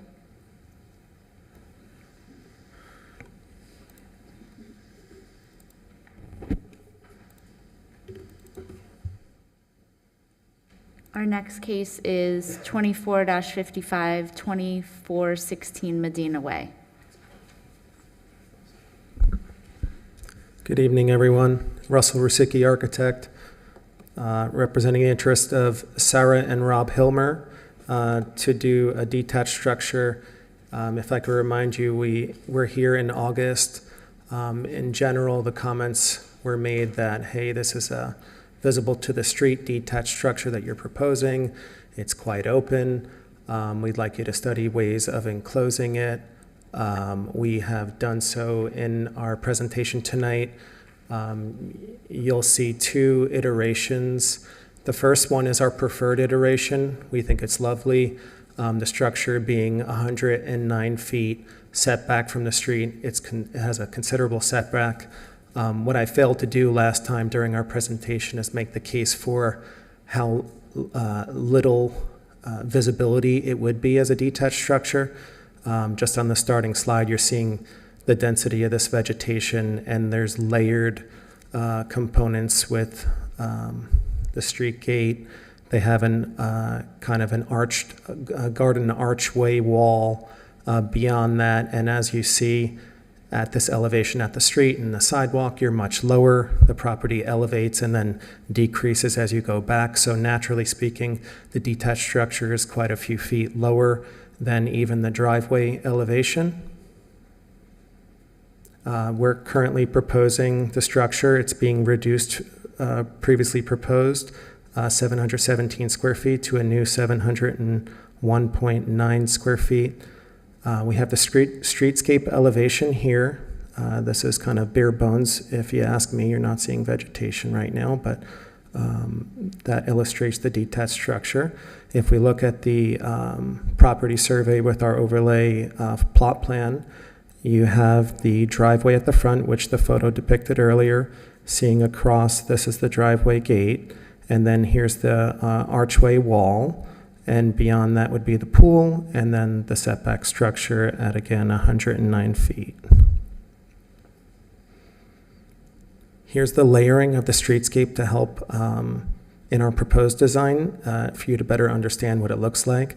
I'll just quickly mention that instead of having one large opening that we previously had, and Amanda, more specifically, or to your comment, was that, hey, is this a carport, was one of your first questions. And I think that was, again, a reflection on how we didn't kind of address how it's layered, and that it absolutely is not. So what you're seeing is the front elevation from the street side. There is this existing garden gate wall. There is a wall that we're proposing, if the board finds it necessary, to extend that horizontally. We feel is not needed just due to the landscape that you'll see in a moment here. This is the barrier wall across the property, and you're also seeing the vehicular gate out front. And then this is the landscape that we've tried to draw in, elevationally speaking, for comparison. And then you can see what that looks like, again, in these photos.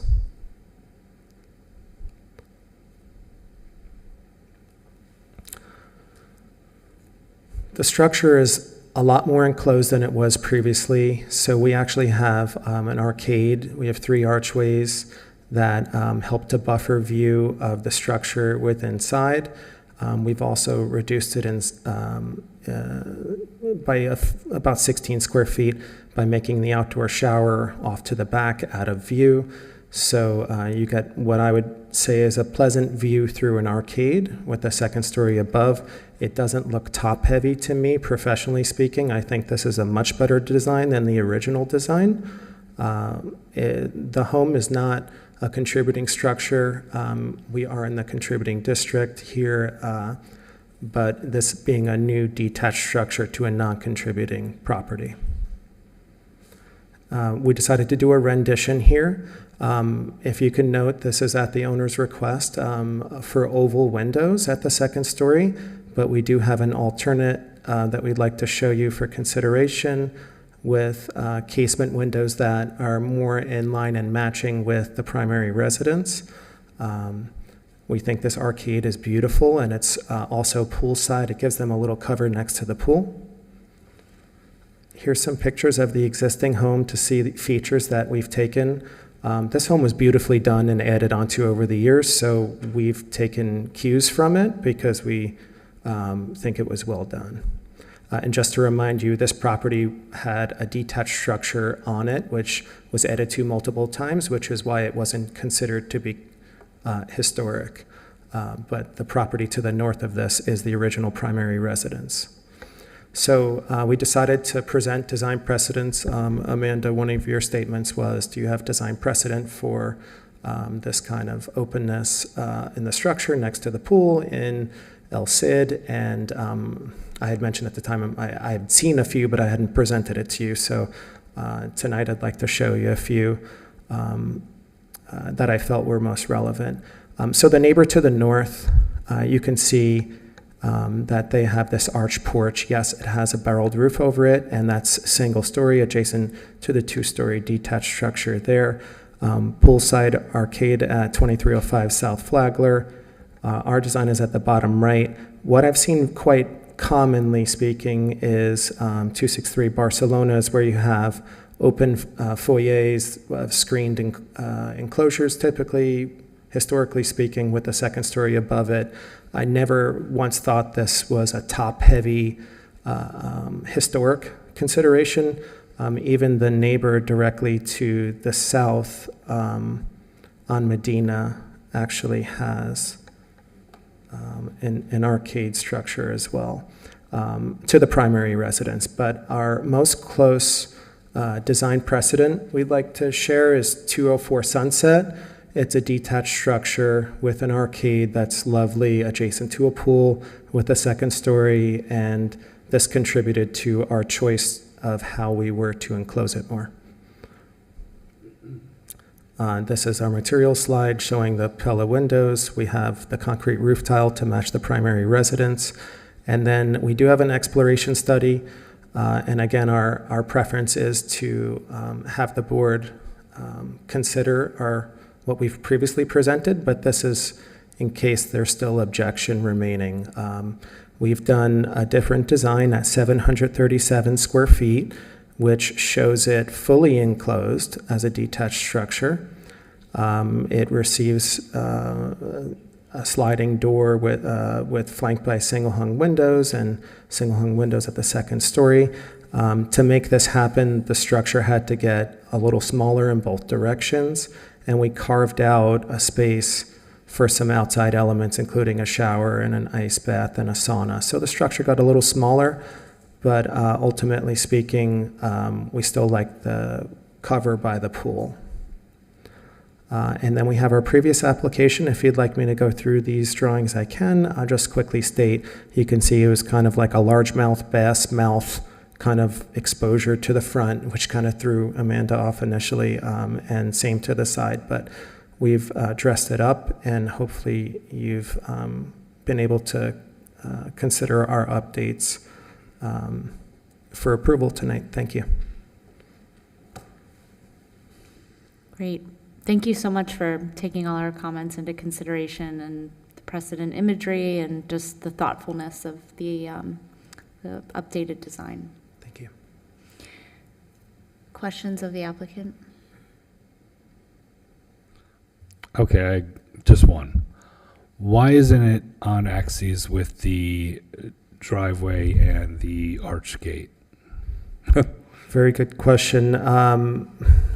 As you could imagine, this property is super unique in the sense that as much as it's such a big property, 135 by 100, the home is oriented at the north side in an east-west manner.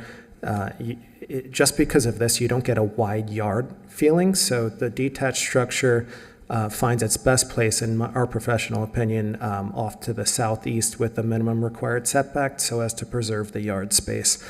So we wanted to preserve her yard space. That's why we didn't make that axis lined up.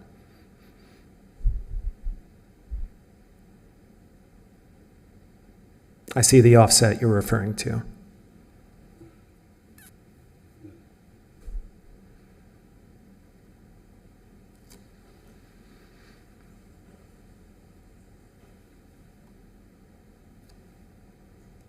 Any further questions of the applicant?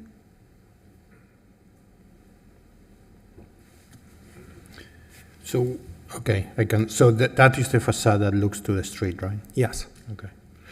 And there is a condition of approval in the staff report. Have you read it? And I think it was with wood rafter tails, if I'm not mistaken. Yes, we accept. Okay, thank you.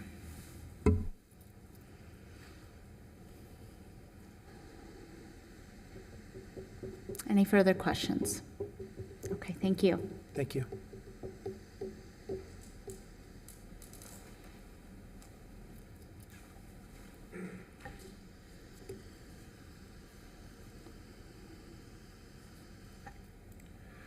All right, good evening again. Benjamin Slaughter presenting HP case 2455 for 2416 Medina Way.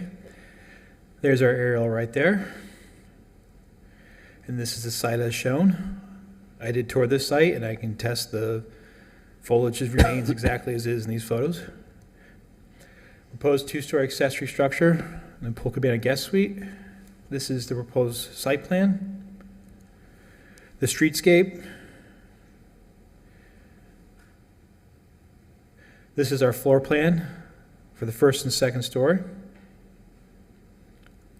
This is the previous floor plan. And these are our elevations in all 4 sections. In the previous, the roof plan. And this is the previous roof plan. We do believe this addition meets codes 9 and 10. And our recommendation is approval with the one condition of the rafter tails be constructed of real wood and not a composite foam mold. Any questions of staff?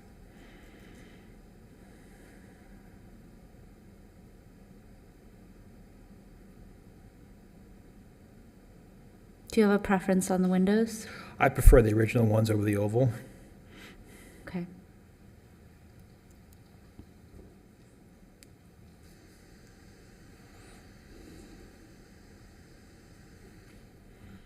How about the location? I'm okay with the location. It is a very highly wooded site. I don't have a problem with the building as is. I believe it's a pretty nice structure, and considering it's a non-contributing, I think this is a great addition. Okay. All right. Any further questions? I'm not in favor of the oval windows either.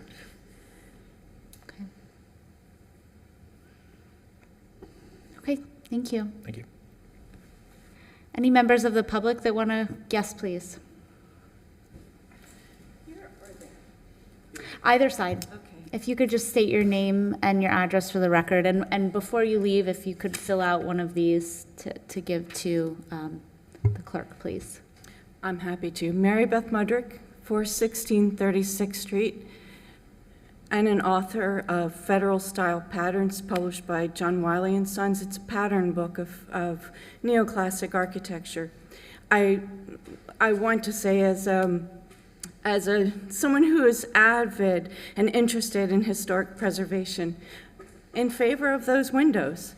They are thoroughly neoclassic, they're whimsical, they fit in what somebody creative and of the time might be taken with. They're Mediterranean, Palladian, and interesting. And the whole project, I think, is just lovely and something that will really add to the character of the whole neighborhood. And people will be very delighted to walk by and peek back there and see something that is unexpected, but not out of character. Great, thank you. You're welcome. Any further public comment? Oh, yes, sir. Sir, if, okay, I guess you just have, okay, thank you. I love public participation, even though I think you're here for another case. Okay, with that, do you want a rebuttal? Okay. With that, we'll go into executive session.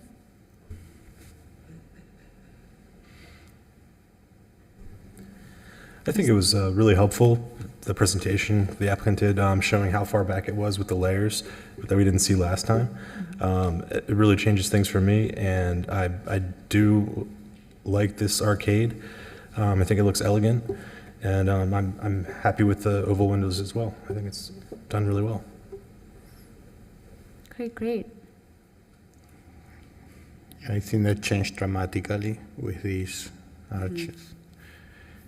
I have my doubts with the oval windows, but based on public comment, I know, that was a convincing argument. yeah, I am kind of, I'm going to ask the architect his preference, and I think that if his preference is this, then we should go for it. Okay. That's my opinion. Do you want to ask him? We're asking your preference.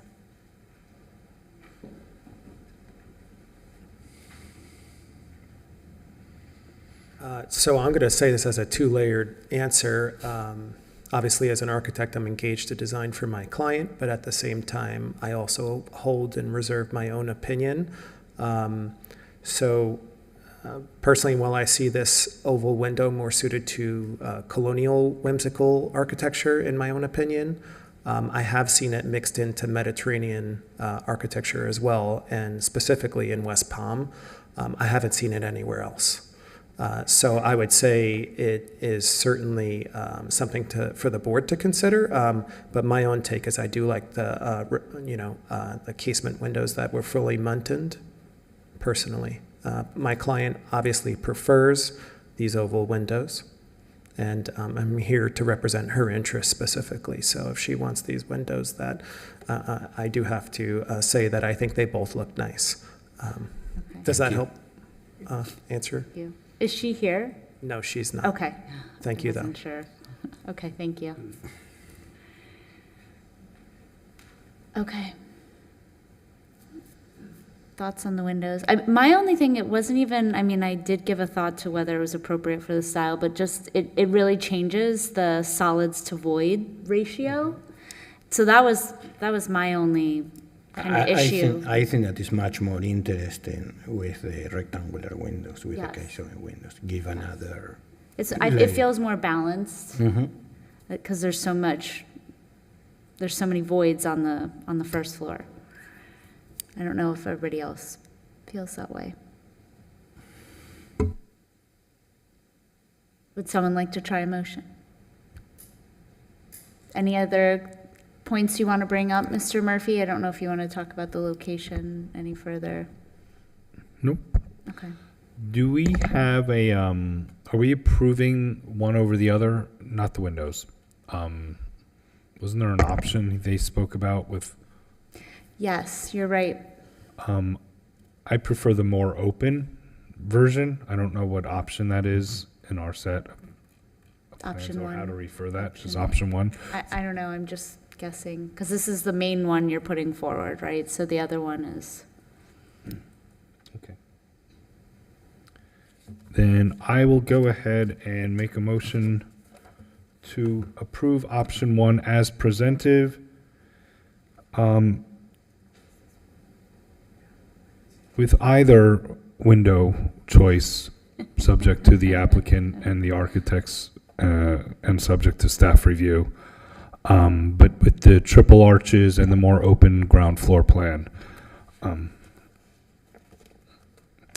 I move that Historic Preservation Board approve application number 2455 for alterations and additions in accordance with standards 9 and 10 as set forth in section 9449 of the city zoning and land development regulations. The motion is based on the testimony presented along with the application submitted and the staff memo, which constitute competent substantial evidence. I second. In addition, Oh, sorry. that's okay. You want to do the conditions? Should I continue with the conditions? In addition, the approval of this request is made conditional upon the following restrictions, stipulations, and/or safeguards that I move are necessary to ensure compliance with the purpose and intent of the Historic Preservation Ordinance, the historic preservation element of the comprehensive plan of the city of West Palm Beach, Secretary of Interior standards for rehabilitation, specifically standards 9 and 10, the additional compatibility criteria set forth in section 9449 of the city zoning and land development regulations. The conditions include the following. 1, rafter tails are constructed from real wood and not a composite material or foam mold. 2, the approval is based on the more open floor plan option, option 1. And 3, that the second floor street-facing windows shall be either the ocular window or the encasement windows subject to the review and approval of staff.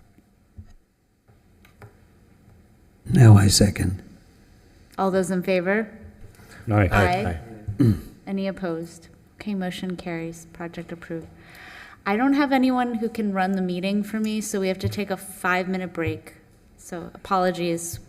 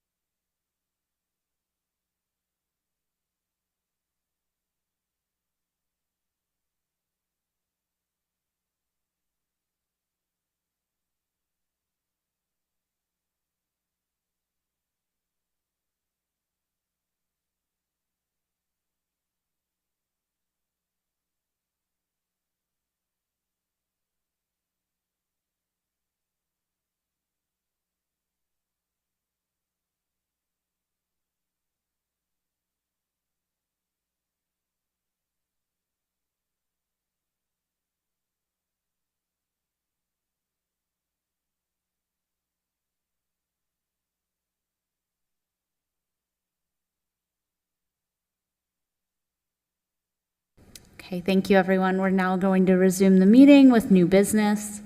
Our next case is 24-78, 319 Cordova Road.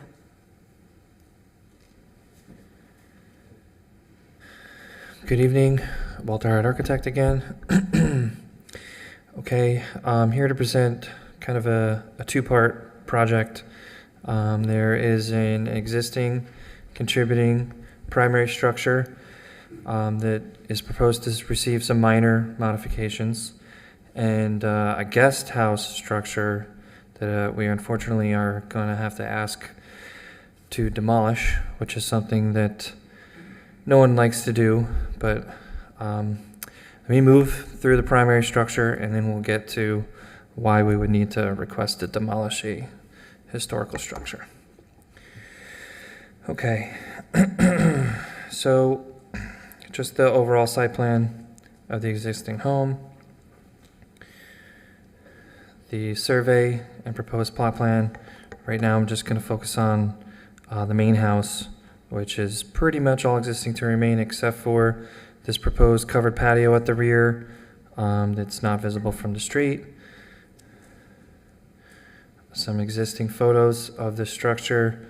You'll start to pick up here that the prior owner didn't exactly upkeep the property to the standard that most people might with a historically contributing home. These are our proposed demolition plans for interior alterations at the main residence. This is the existing first floor versus the proposed. No window changes on the front facade. There are a few fenestration changes on the sides and rear, which I'll get to in a moment.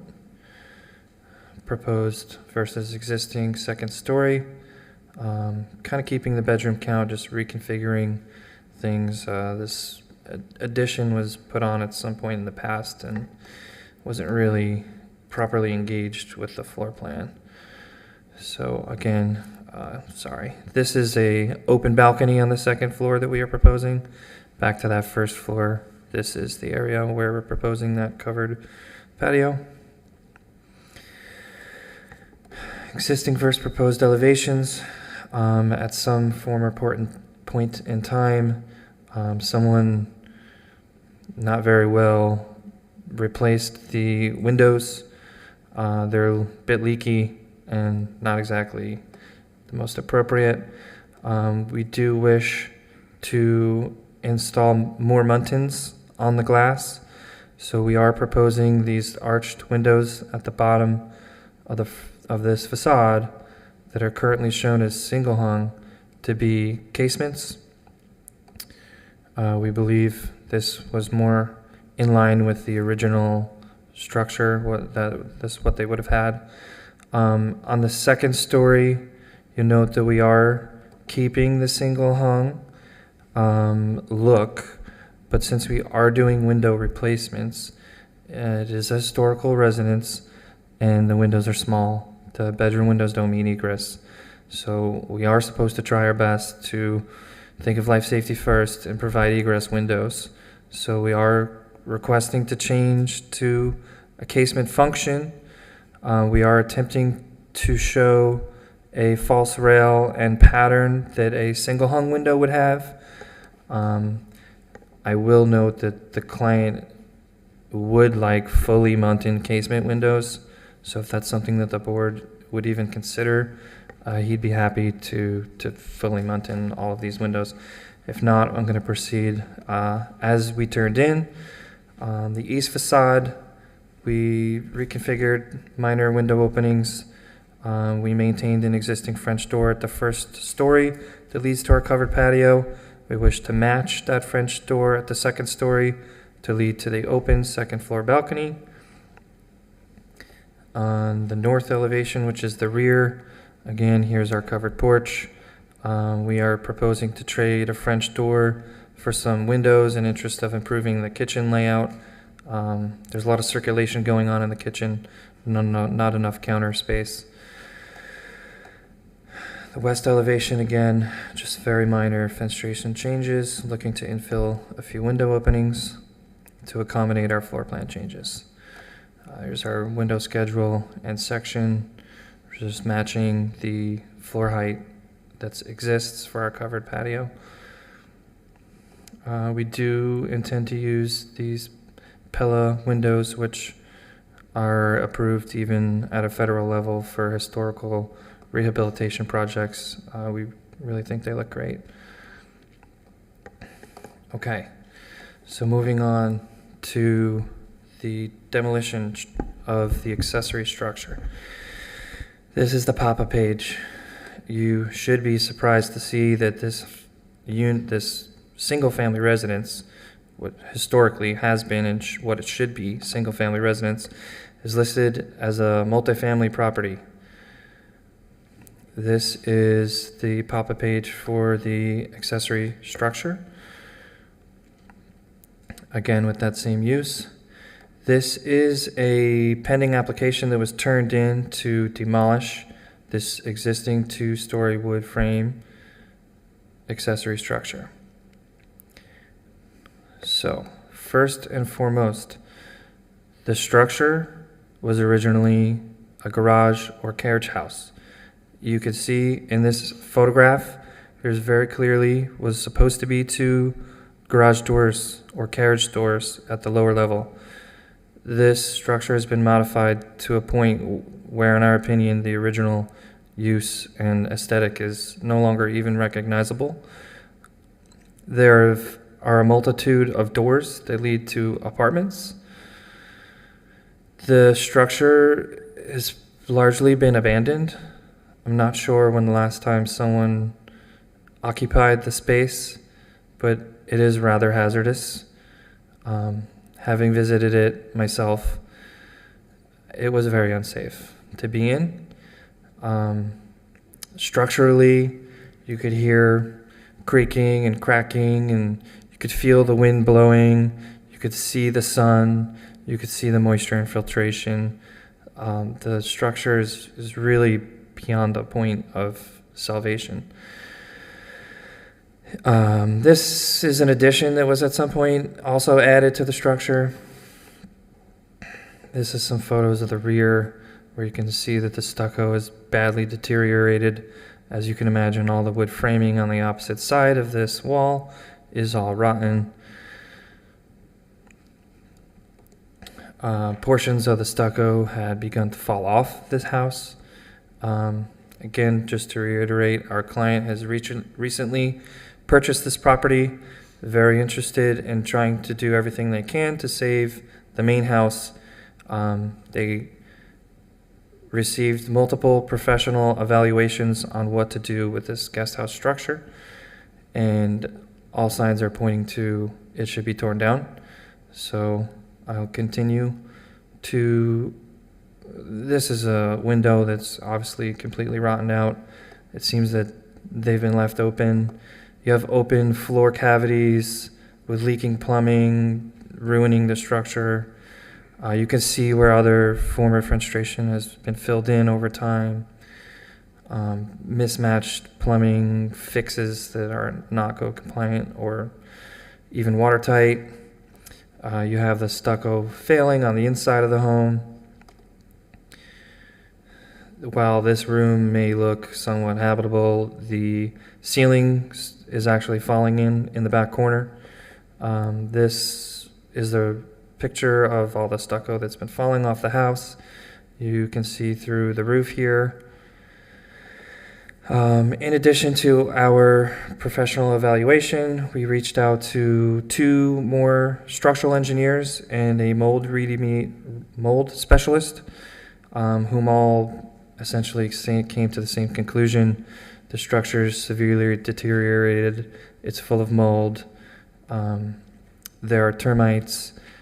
It's past the point that you can really rehabilitate this structure. So here's a second letter from a second engineer noting significant termite damage and recommending to remove the structure. This is the last sheet from the mold remediation specialist, noting that he feels that the structure has serious health risks and there is a urgent need to get rid of the mold. These documents here are almost 30 pages. The full documents were submitted to staff, so if you'd like to review them in their entirety, they are available to you. I'm going to continue to our proposal. So we would like a new accessory structure. We don't want a multifamily 3-apartment structure in the backyard. I will note that we've always designed to this 1,000 square foot limitation for accessory structures. We're proposing a 2-story, 993 square foot guest house that will bring back the garage use to the first floor. There's going to be a proposed pool. So there's a pool cabana space with a bathroom and a little wet bar adjacent to a patio that's next to the hopeful pool that will be there. The second story is a guest suite for visitors that the owner will have, so it can accommodate them comfortably. Here's the proposed streetscape down here. You will get a little peek of the new accessory structure from the street. We brought in a 1-story element at the garage and bumped it out so that way the facade had some character. We sculpted the parapet as to match the main home. I think it's very fair and modest request to replace a structure that is, to the best of my knowledge, oversized at 1,400 square feet and non-compliant with side yard setbacks and rear yard setbacks. We'd love to restore the single-family use to the home with improved site conditions, patios, pools, and this accessory structure. Thank you. Oh, additionally, Russell would like to speak on behalf of the condition of that guest house. Yeah, so I first went to this home to meet the client, and I can say that having walked in the guest house, it's kind of one of those structures that you kind of step on the floor and you're like, oh my gosh, should I even be in here right now kind of thing. The smell was just consuming. The wall is completely open. The structure is completely dilapidated. I don't think any repair could fix this thing without a rebuild. You'd have to replace every stud across what I saw, at least more than 50% of this structure. The electrical is haphazard. Not only was some cloth wiring, some new, but the panels mounted incorrectly over a washer and dryer. It's just the whole thing is haphazard. I personally, professionally believe that this structure has no historic significance, especially the way they've demeaned it by adding onto it and taking things off of it over time, and just lack of care through the years. Thank you. Thank you. Questions of the applicants?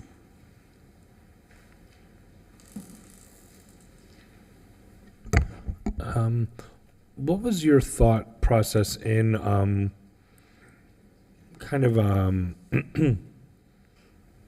embellishing the design of the proposed structure, given the queue you have for the deteriorated one of which you're going to replace?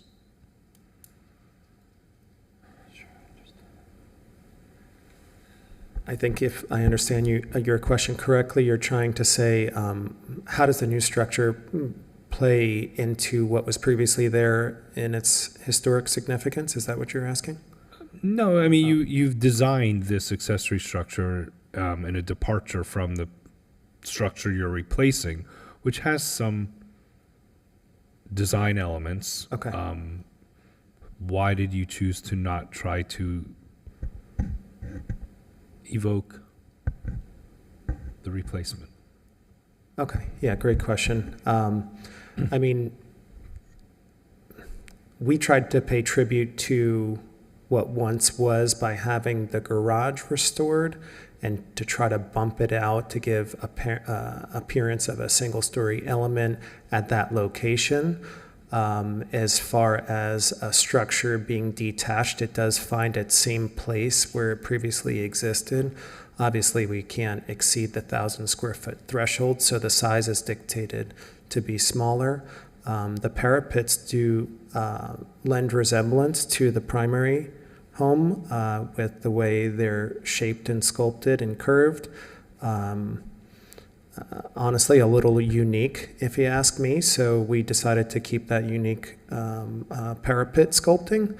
And the original structure was rather boxy in its appearance, and we decided to emulate that in our design. Thank you. I got a question. Any consideration utilizing, what is it, ventilation or scuppers that's carrying from the existing and the old one to carry it, say, up by the new addition? You know, could that be within consideration? You know, the 3 holes?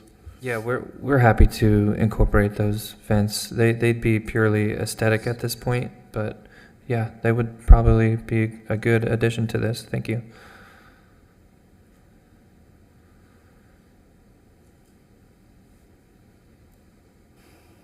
Yeah, we would place them probably at the outer points as a tripod almost, which would have been consistent with what you saw in the old photo. Probably go back to it. Right here. Do you have an overlay, maybe a study sketch of? I'd like to see. What am I trying to say? Where your new structure falls in line with the existing. Mm-hmm. Okay. Is it replacing everything except that little doohickey addition? Yes. Yes, that's how I read it. more or less, you're actually correct, yes, but we had to meet the required setbacks. This has non-conforming setbacks. We met it at 5 feet, so we have a 6-inch offset. But yes, speaking to your point. So the parapet could be more evocative of the structure demolishing in its entirety, and also the reintroduction of those decorative scuppers could be introduced, and maybe the alignment of the windows openings. Yeah, if it's so requested, if the board saw the historic significance in this, I personally think this was an add-on to a single-story contributing structure at some point. I mean, I'll let Walter also speak to that, but I guess my take is that the second story, as we see it, may not have been original in my opinion. It's probably a later addition, a few years after the original structure. I mean, yeah, you can see kind of how this was filled in and how this was 2 larger openings. But Walter, do you have an opinion on whether you think the second story was original here? No, I'll echo what he says here. Do you have any images of the side or the rear of the, okay, no, of the accessory, I guess? Oh. Okay. So this is the rear, north facing.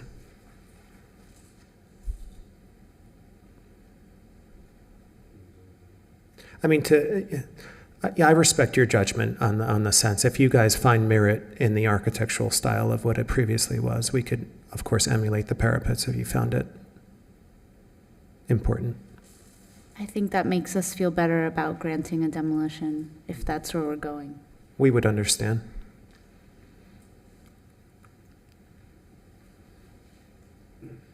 Any further questions? Okay, thank you. Thank you.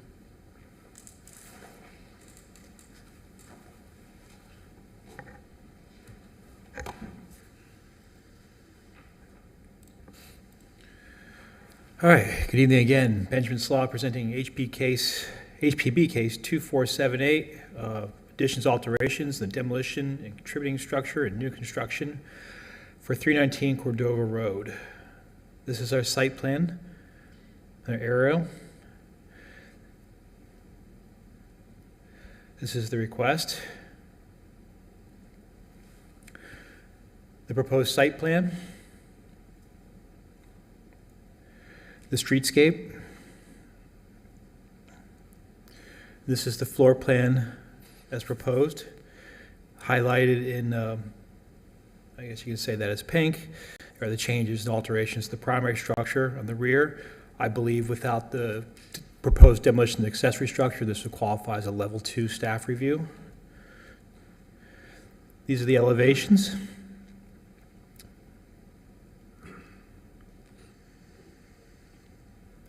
And this is the roof plan. With the proposed demolition, I anticipate the building would review and approve this, but over 50%, given what the evidence the applicant has given in my own eyes, they have not. I'm actually trying to change my approval to approval of conditions that building approves this as well. And the demolition is contributing structure in addition. That is my report.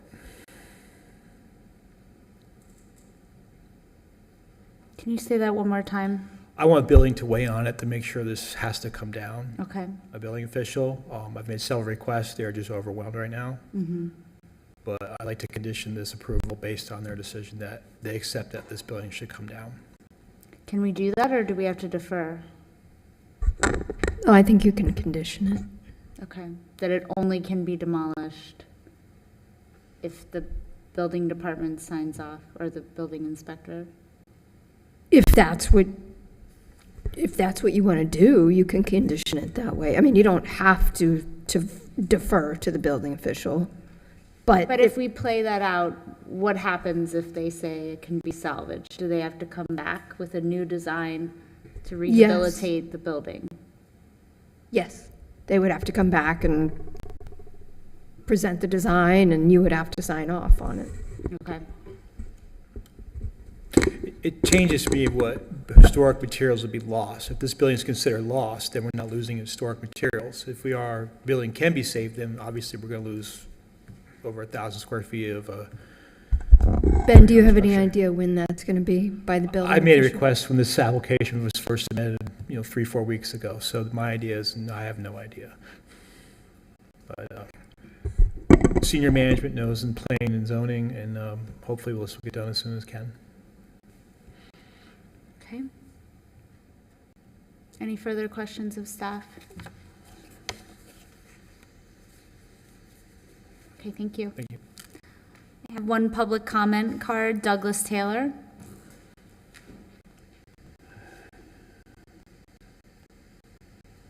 Hello, my name's Douglas Taylor. I live at 317 Cordova. That's the house adjacent to the lot.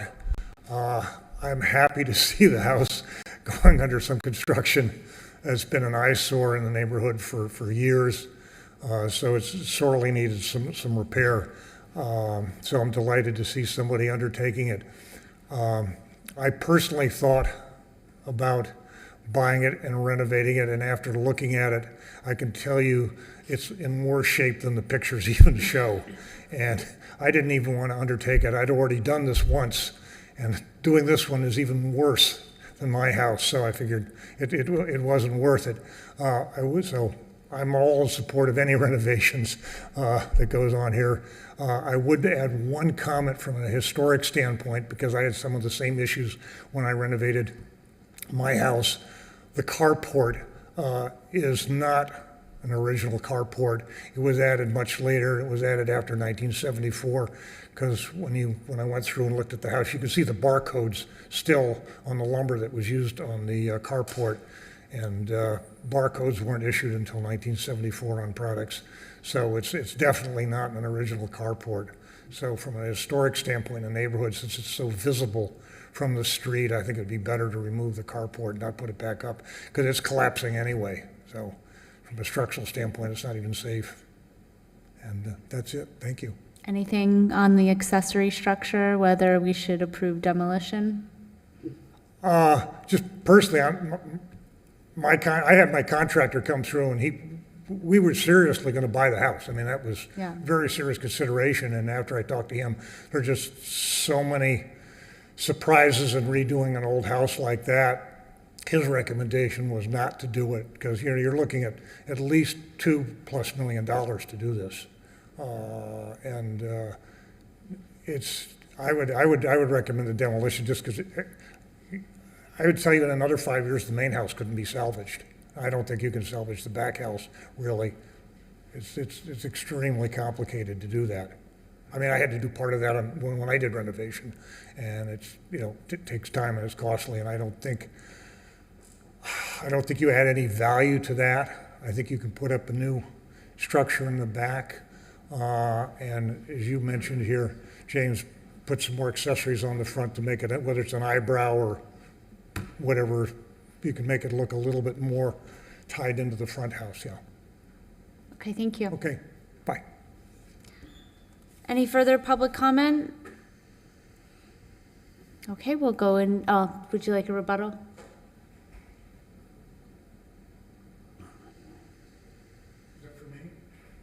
No, I'm just asking the architects. It sounded supportive, but I don't know if you want to use this opportunity to add more. For one thing to add, more than happy to allow the building department to have their own 2 cents on it.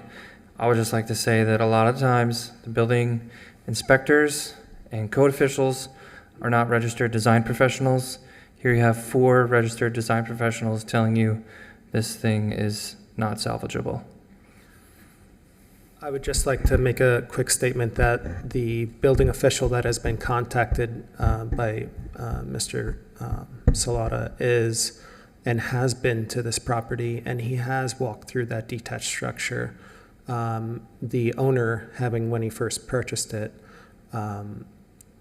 did invite him over in consideration of the application, and he said, well, you got to engage an architect to do a demo drawing and submit it for a building permit, and then it goes through the channels. They went ahead and engaged us for the demo drawing that you saw, and then Benjamin had come back and basically said, hey, this needs to be considered before a board.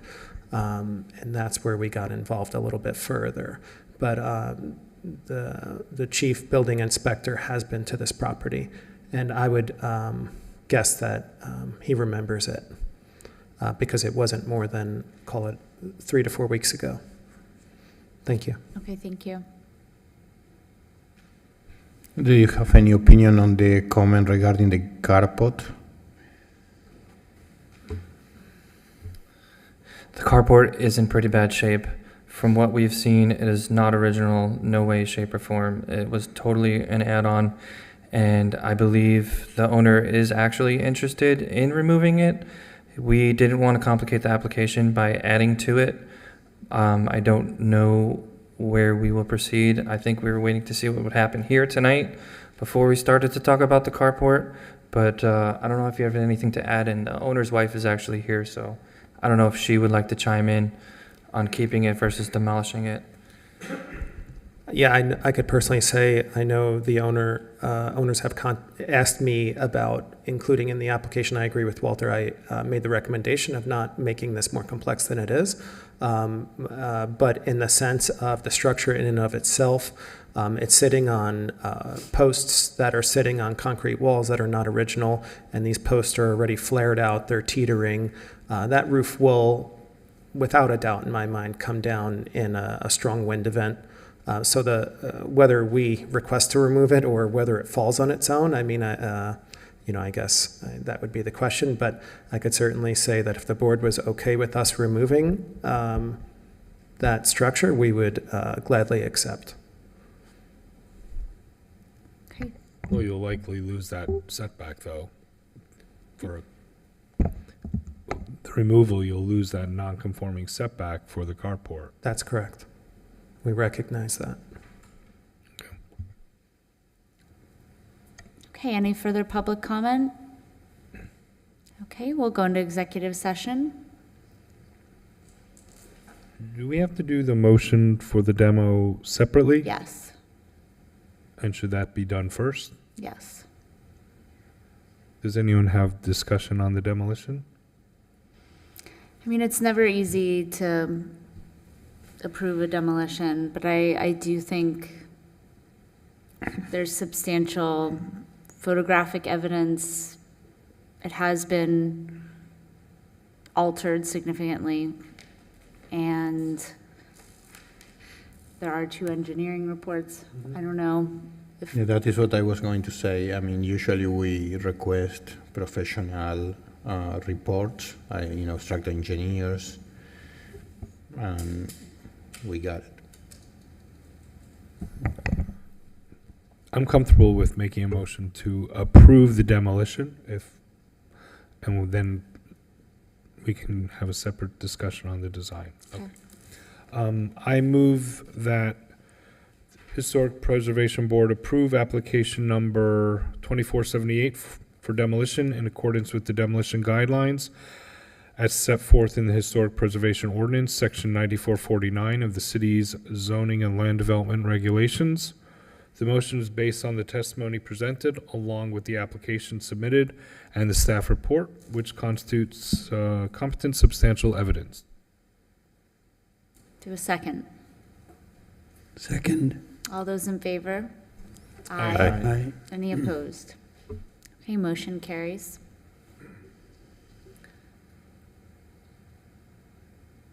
Did you want to discuss the carport? The design of the accessory structure? Yes. Yeah, so I think the design as presented, I'm having a reaction to, a negative reaction to in terms of the embellishments of the parapet, the lack of vocabulary from either the original, the primary structure or the proportion of the windows of the accessory structure, and the loss of the scuppers. And I don't really know how to handle the glazed ground floor opening. Yeah. As it pertains to as the application pertains to the primary structure, I am generally okay with all the proposed changes, including the window relocations and blockings.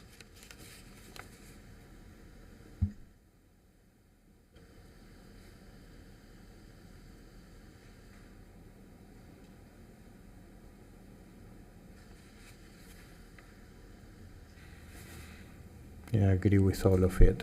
I mean, I have a little problem with a couple of windows there in the north elevation that we are seeing on the top right, that they're not centered on that portion of the facade, but is a side elevation.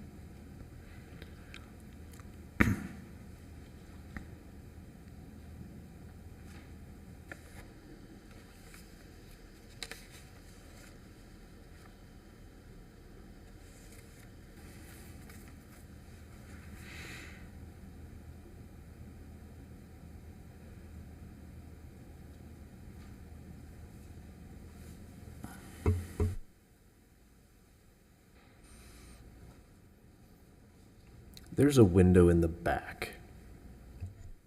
It's on, I don't know what side it is. It's got a little half round top, recessed, round window.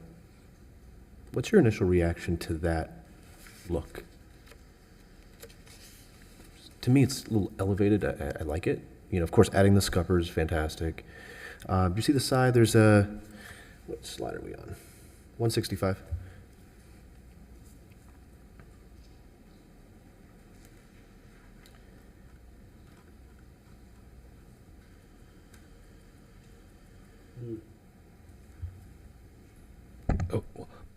Well, that's actually kind of what I was getting at in terms of the windows that the Russell's team introduced. They're just not speaking with the replacement windows. I'm sorry, the replacement windows aren't speaking to the proportion of the windows of the original structure. And I agree with you. I was looking for an alternative to propose. I just saw that on there. It's interesting.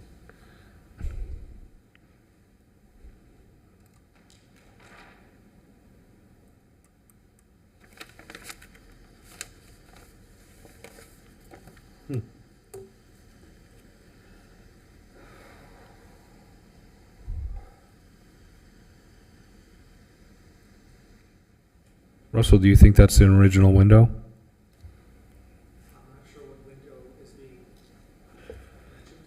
Yeah, we're not following. Can you bring my attention to it on? Sheet once, oh, no, you have a different. All the way to the back. Oh, this is Ben's. Oh, that's Ben's. I don't think it's in his presentation. Hey, Ben, here it is.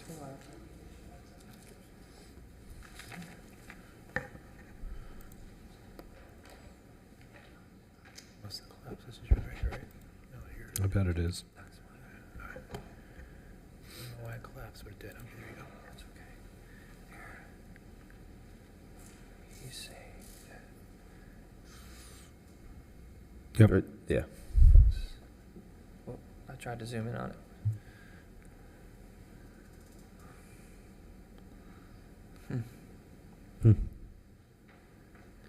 I never saw this window from the inside. I would say this is not an original window to me. It's inconsistent with the other windows, but I'm sorry, what was the question? If we wanted to introduce this window elsewhere on the project? And by the way, for the record, we would be open to a reduction in glazing and or a French door instead of, a larger glass door on that south elevation, if I can just go to it. I actually tend to see what you were mentioning. Where is that elevation here? Did you separate it or is it all together? Oh, here we are. Okay. If there's a request for make this a reduced fenestration here, like a French door aligned with a double window over the top, for alignment and center line from between both stories, we would understand. If there was a preference for this not to punch out as a single-story element, we would understand. We were just, again, trying to dress up this structure to match the primary home, but I recognize that it seems like there's more of an interest to bring the existing historic structure into play here. Anywhere we see a double window with a mole bar between, we're open to making that a single window as well. So if you think there's too much glass or too large of windows, we would also be acceptable of single hung windows without being side by side.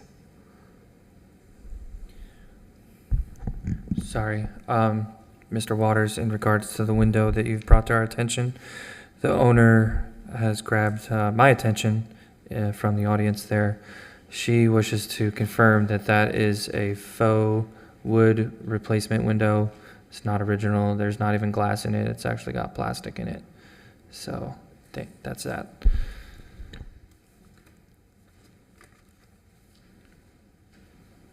Okay.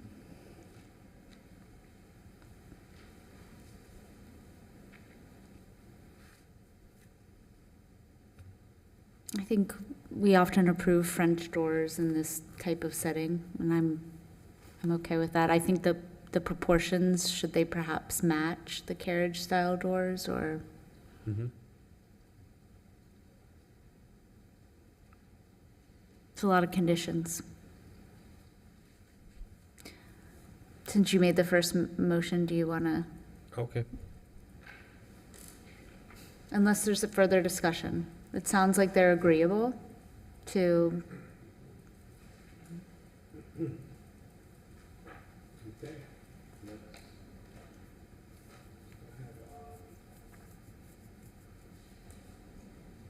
I move that the Historic Preservation approve application. Can you, thank you.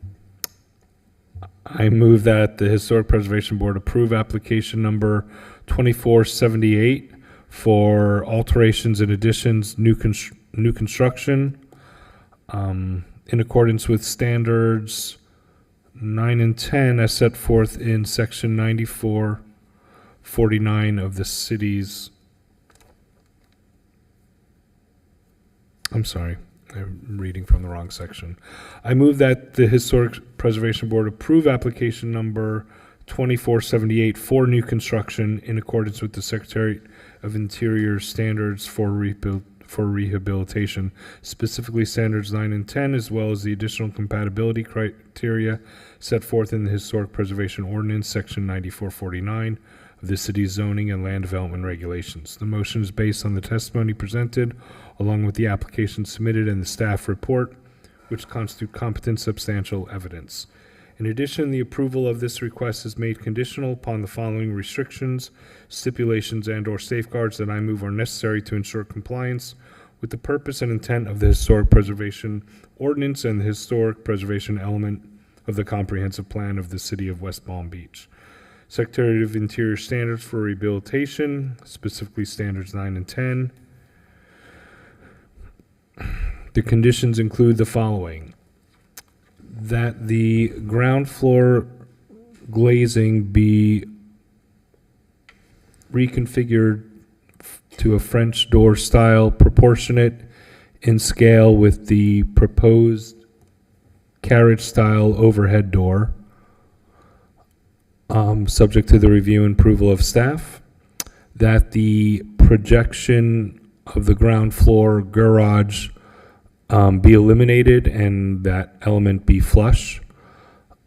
That the parapet not be approved as proposed, but instead replicate the parapet configuration of the accessory structure of which it's replacing. And the triple scuppers be introduced, albeit in a decorative manner, on the street-facing facade.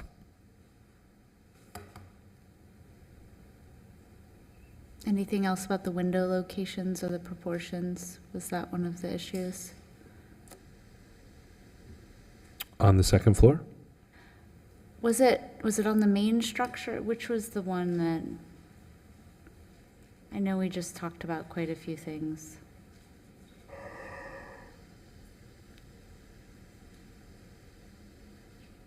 If not. Which one? No, I thought there was some conversation about some of the window openings that were changing. Right, but I think it was okay because it was the rear and the Okay. side facing. Okay. Anyone? Any amendments going once, Okay. twice? Okay. Okay, do we have a second? Second. All those in favor? Aye. Aye. Any opposed? Okay, motion carries. Yes. Question, sorry, the owner was just whispering in my ear. We talked about the carport. Did y'all say you were okay with demolishing the carport? I think we didn't weigh in on it. We didn't weigh in on that. Mhm. Okay, so we'll save that for another day. Yeah. Okay, great. Thank you. Good luck. Thank you. It's a big project. Our next case is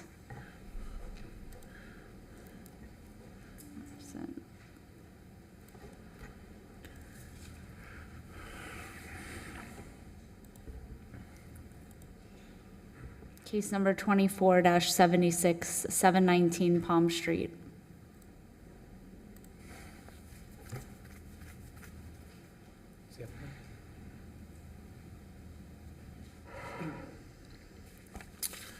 Good evening. My name is Paul Leone. I'm the owner of this property.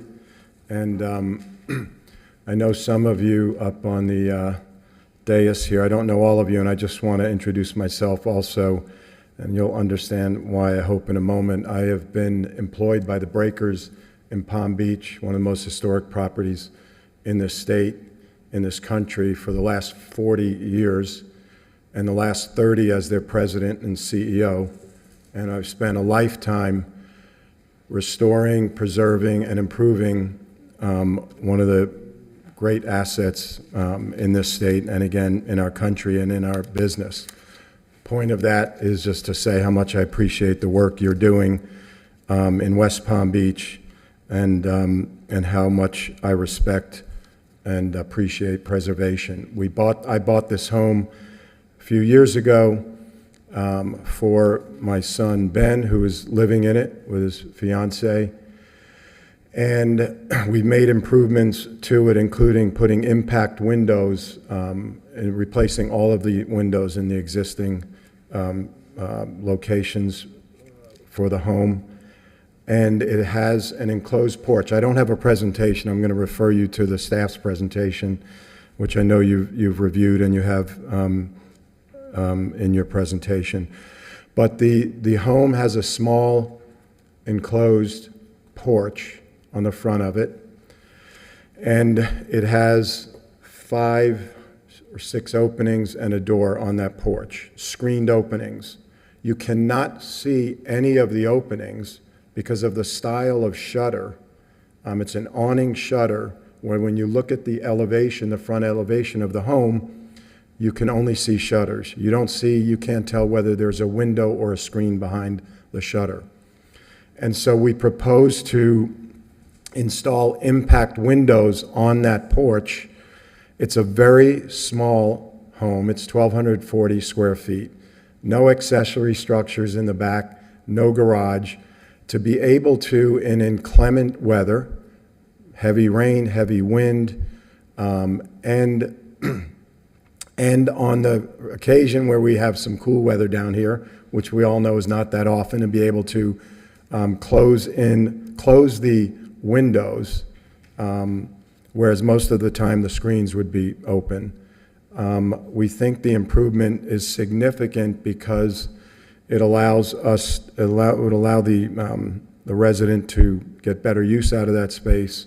It will be more secure from weather, also from just a safety standpoint where you can't, right now you can easily get onto that porch. You'd be behind shutters that are concealing what's going on inside that porch, to the point that the shutters are also concealing the windows or the screens. And so from a security, functionality, protection from weather, that's why we have made the application. I understand by poring over the staff's comments that these staff is generally opposed to enclosing porches. But this porch is different. They're generally opposed, but not exclusively. So there are some exceptions, and we think this is an adequate exception, primarily because you can't see whether there's a window or screen behind these shutters.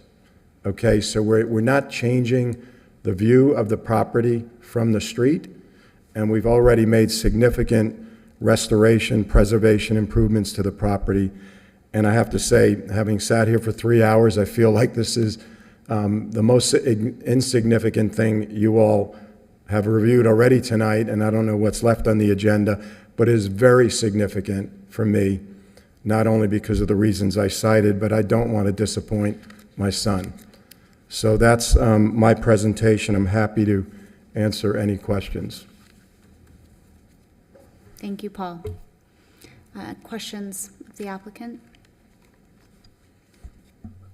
Thank you, Paul. So you can proffer that the shutters, once the horizontal rollers are to be installed, that the shutters are going to be reinstalled on the facade. Absolutely. And when we painted the house previously, James, and replaced the roof with, of course, with permits from the city, we repaired those shutters because they were in pretty bad shape. And we love the shutters. It's a great look. It deflects the sun, right? It helps insulate the home. So yes, absolutely, we'll keep those shutters in place. No intention of changing that. Just having the flexibility to be able to sort of batten down the hatches if we need to, in bad weather especially, and get better use out of that space and make it more secure. What's there now? What's there now is just some screens, with simple wood sort of frame around the screens. And you're not proposing demolition of the wall, the parapet, No. The wall, it'll fit in the opening. Same exact openings, yes. And, yeah, exactly. And a new door. The door is a screen door. Again, it's not a secure door on that porch. We'd be putting in an impact-rated door that I think is appropriate for the style of the home.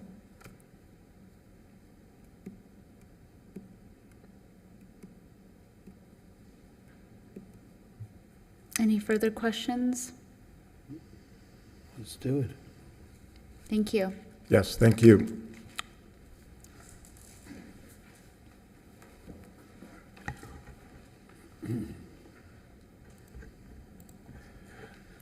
Benjamin Slaughter presenting HP case 2476 to enclose a front porch on 719 Palm Street. This is our area location. This is the site as shown. The request is to enclose a front porch and add horizontal glass doors to that front porch.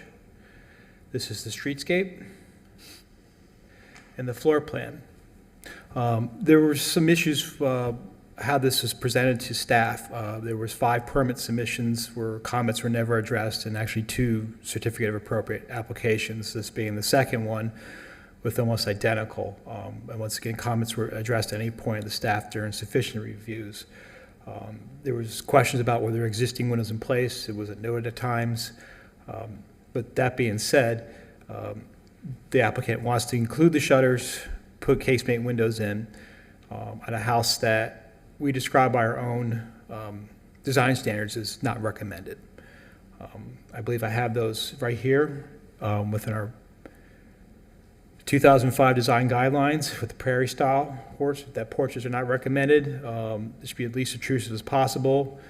It just doesn't go with the architectural style. I also think there's, with just the weight and size of the casement window, there's going to be some serious interior modifications to that porch to sustain the weight on that. And I believe I put the, in the report, what type of support systems required for that. So it may not be visible from the front. There will be modifications, I believe, to the interior of the porch to support the weight and the size of these shutters, or these horizontal rolls, excuse me. Based on these 2 criteria, I do recommend denial on this one.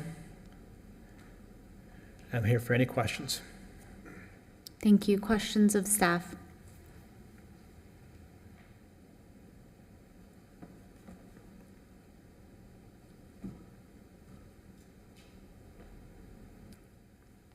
Is there any documentation that the shutters are original?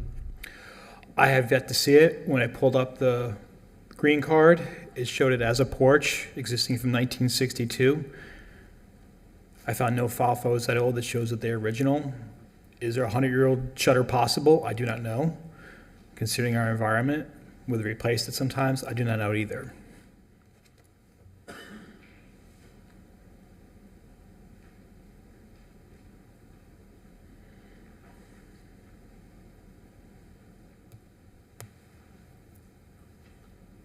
Can I, Amanda, could I ask to bring up one of the exhibits? Sure. Benjamin, would you bring back the pictures of the other similar styled homes which don't have similar style? Keep going. They were, yeah, right here. See, this is the key difference, and this is why I said I understand from reading the material. Staff is generally opposed to this, but there are exceptions. And the reason why I think this exception is appropriate, if you look at the upper right, the shutters on these porches, 2 of them don't have shutters that are concealing whether there's a screen or window behind them, and the other has shutters that are in a different position. I think they're aluminum, if I can't really tell from here. They definitely don't look like wood, so you can see the windows. Point being, the elevation of the front of this home, no one would be able to tell that anything was changed by installing operable windows instead of screens behind the shutters. So I think it's a significant distinction. Thank you. Any further questions of staff? Okay, thank you. Any public comment on this project? Okay, seeing none, we'll go into executive session.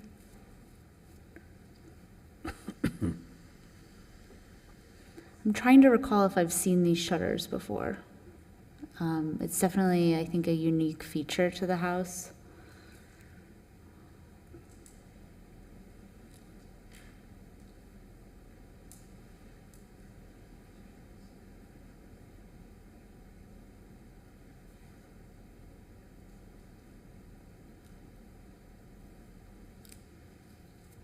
I'm also trying to recall to mind other projects that have made a similar request.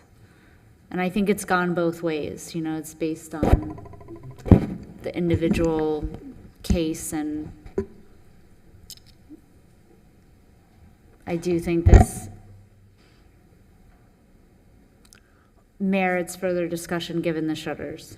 You know, it's a different situation. But I know we've approved it. I feel like we've approved it on mission-style houses before. Not roller windows, but like just a large fixed piece of glass.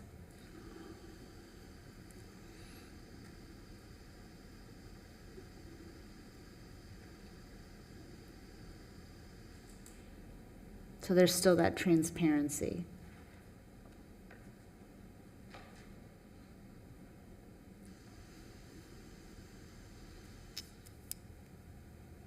So to all of you, it seems like we're removing screens that are not visible and replacing them with impact windows, which certainly is more secure for the homeowner. Aesthetically, I don't see anything that is going to change the exterior of this property by doing that. I guess, with the exception of the principle of the matter, I agree with you 100%. I think that the such porch enclosures are generally not recommended, and I think in this instance I would be comfortable recommending approval, given the nature, the design of the porch in terms of the shed roof, and more importantly with the reintroduction of the shutters. That's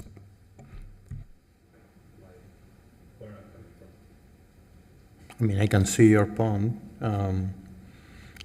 We rejected this same enclosure several times for same reasons. And I can see a difference in this particular case because the shutters obscure what is behind, but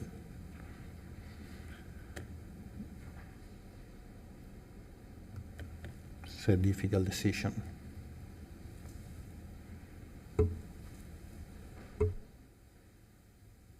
Can we leave a condition to have the shutters remain? I know it's silly, he was going to remain there. Is it something that we can put in?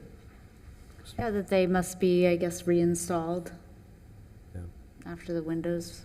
Sure, you can make that a condition.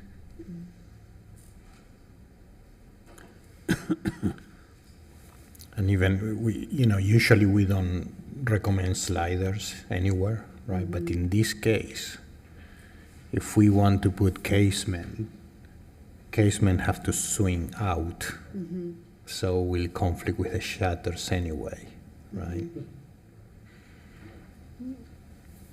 And what about fixed glass? We need egress, don't we? It can't be fixed. No, probably no. Probably the door is the egress.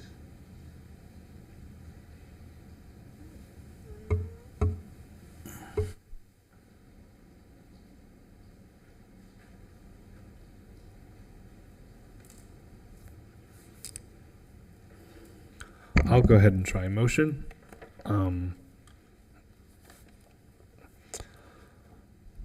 I move that Historic Preservation Board approve application number 2476 for alterations in accordance with standards 9 and 10 as set forth in section 9449 of the city's zoning and land development regulations.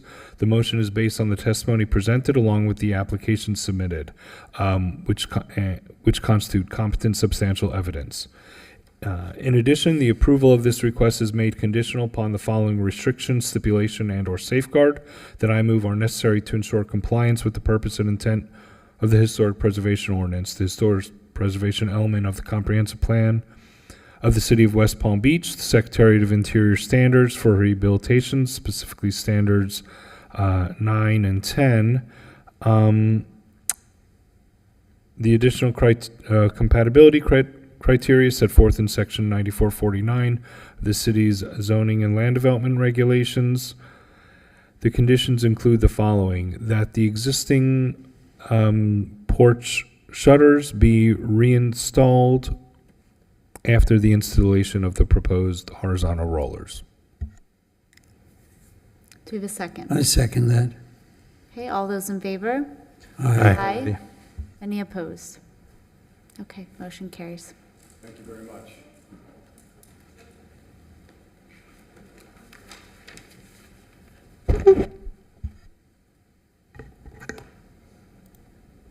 Our next case is 24-81, 501 35th Street.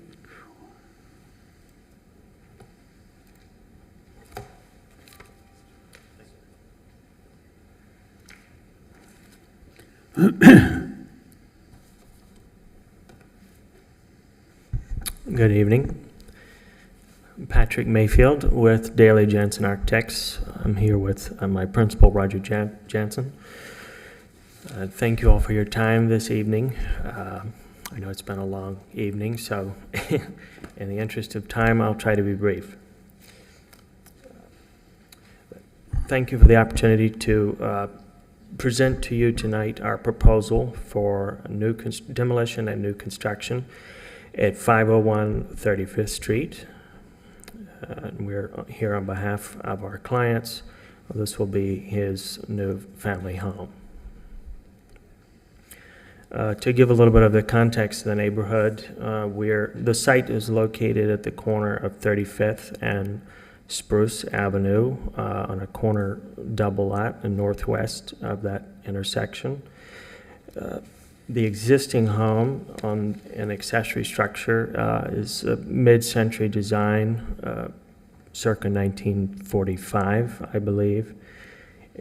We are in the Old Northwood Historic District. Of course, we're here at the sort of primary northern gateway to the neighborhood on Spruce.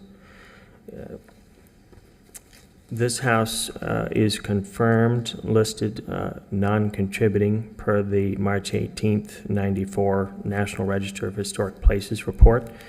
I believe staff will speak to that later, which is why we're coming to you with a request for demolition, as this is a non-contributing structure that does not meet the needs of the homeowner, which is why they wish to demo and replace. You can see here our proposed site plan. The neighborhood is somewhat eclectic in terms of massing and styles. We're proposing a Mediterranean revival with mission influences, infill in the neighborhood, which is a combination of both one-story and two-story homes. You can see some of the photos here of the surroundings.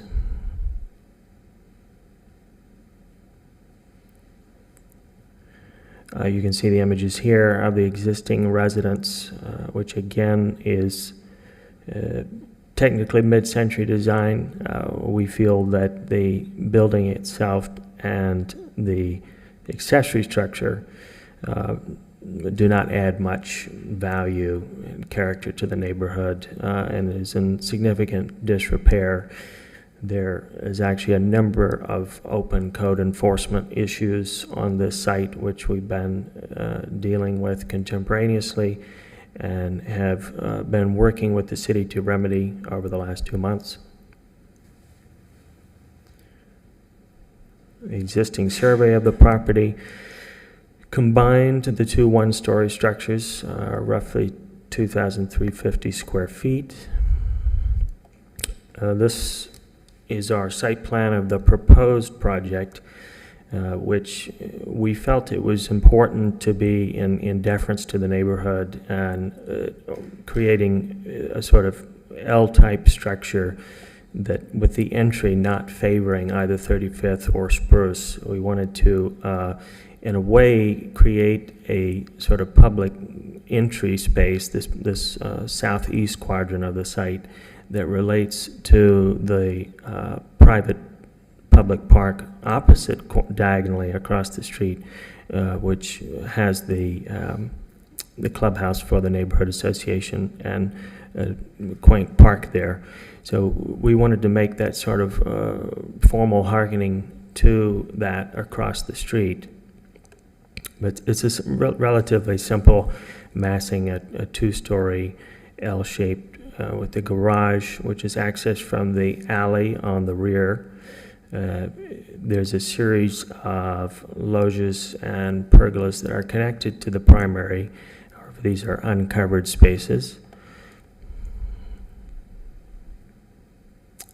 I do want to mention too, on the setbacks, this is a double lot, looking at the fabric of the neighborhood, so it's also a corner lot. We feel that it is a larger project, you know, commanding the double lot on the corner at the gateway to the neighborhood. Given that, we have increased the setbacks both on the east side and the west side of the residence. The west is almost double the required minimum setback, and we've come quite a bit further from the east on Spruce to allow for garden space along there. So we're pulling that two-story mass back from the street in addition to away from our neighbor to the west. We felt it was important to hold the 25-foot contextual setback in the front yard relating to the homes to the east and west. But again, it was very important to us to have that diagonal relationship of the main entry to the intersection.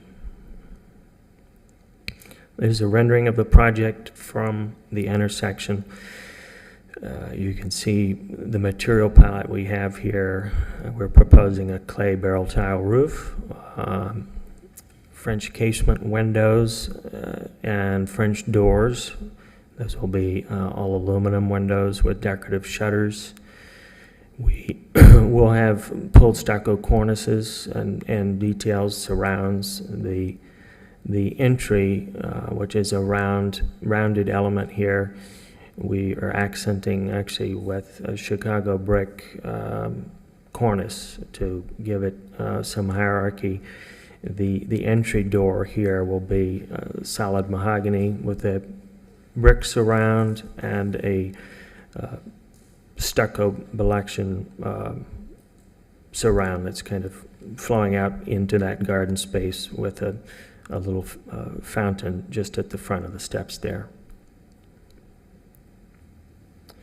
In terms of the plan layout, it's relatively simple. The entry foyer flows into the primary kitchen, dining, living space. The garage and service in the rear, access from the alley.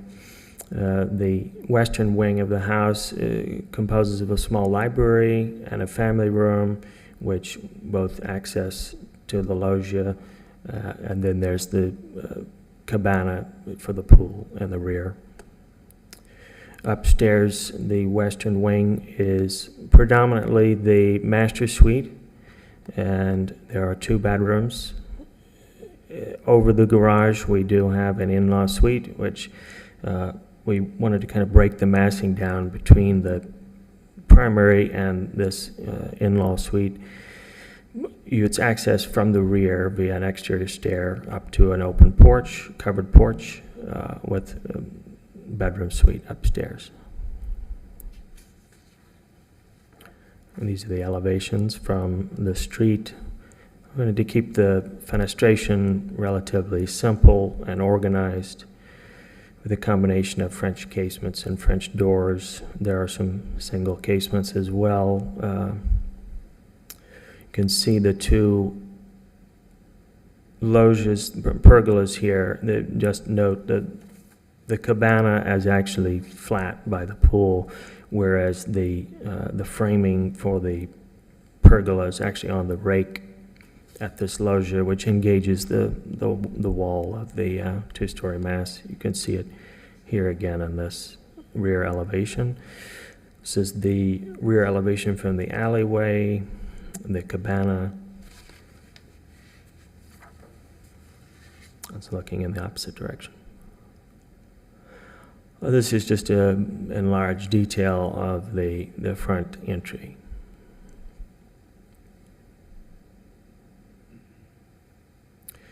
These are some of the products. We're proposing Ludovici barrel tile and aluminum windows.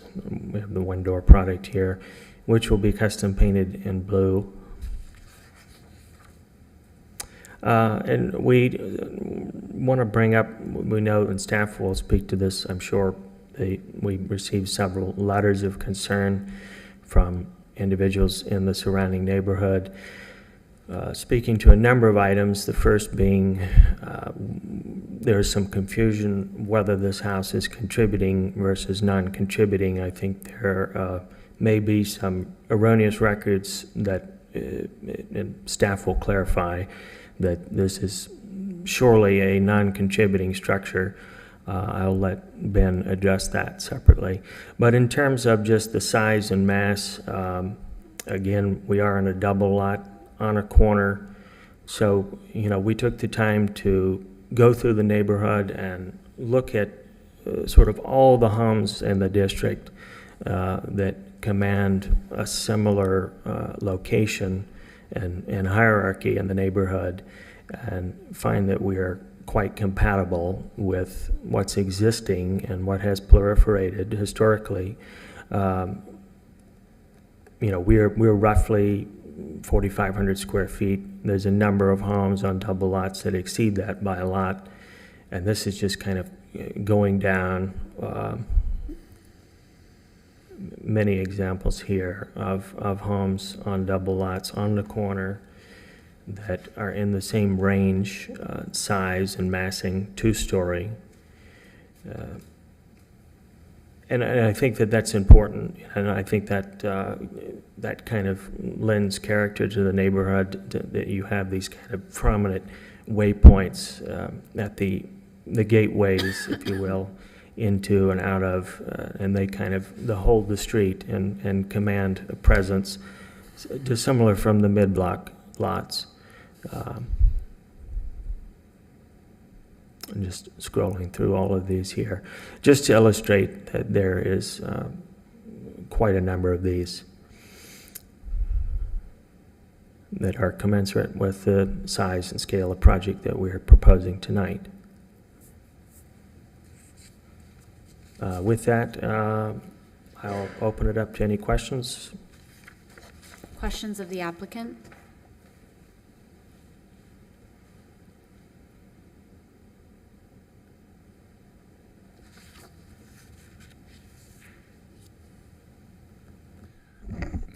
Patrick, hi, thank you. I have a question.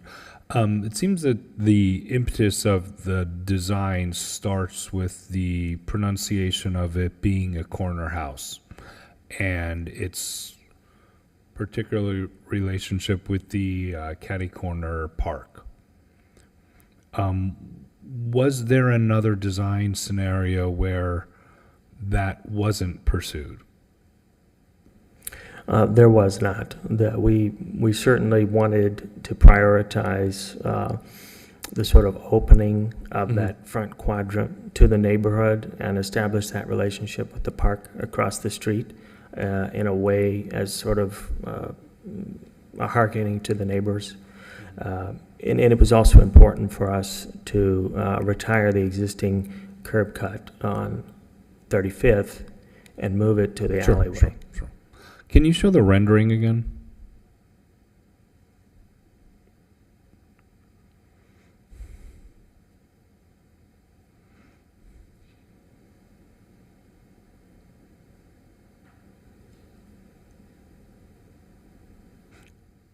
I think it's a very lovely design, and there's some really nice features and proportion. But I'm reacting to that initial design decision about I'm a corner property and here's my central tower, and I don't know how appropriate that is right now in this neighborhood with the existing one-story stock. Just that's kind of where I'm starting to react to the design. And I think there's a lot of smart moves that you've made. Deference to the neighbor, that setback. Corner properties can feel the mass more. They can handle mass more. And you've moved the mass to the streets. You've provided parking off the alley, which is great. But my initial reaction is that central starting point. Just letting you know. I think there are a number of examples of that sort of diagonal entrance, if you will, other L-shaped courtyard homes, if you will, that are somewhat the inverse of this. In the neighborhood, I'm thinking of some of the examples on, I think it's 32nd, where you're coming into an L-shaped arrangement at that nexus, and so you're kind of on the diagonal in relationship to the massing. Yeah, it's definitely a architectural solution for a corner property. I just don't know if this is the right corner for that solution. And in some of the two-story examples that you yourself did in the presentation, a lot of them had some one-story elements to it that kind of broke it up. And I think that, at least at my first go, that is something that I think would maybe tone it down to at least the public sentiment that it's oversized. Because I don't necessarily think that it is based on the size of your lot.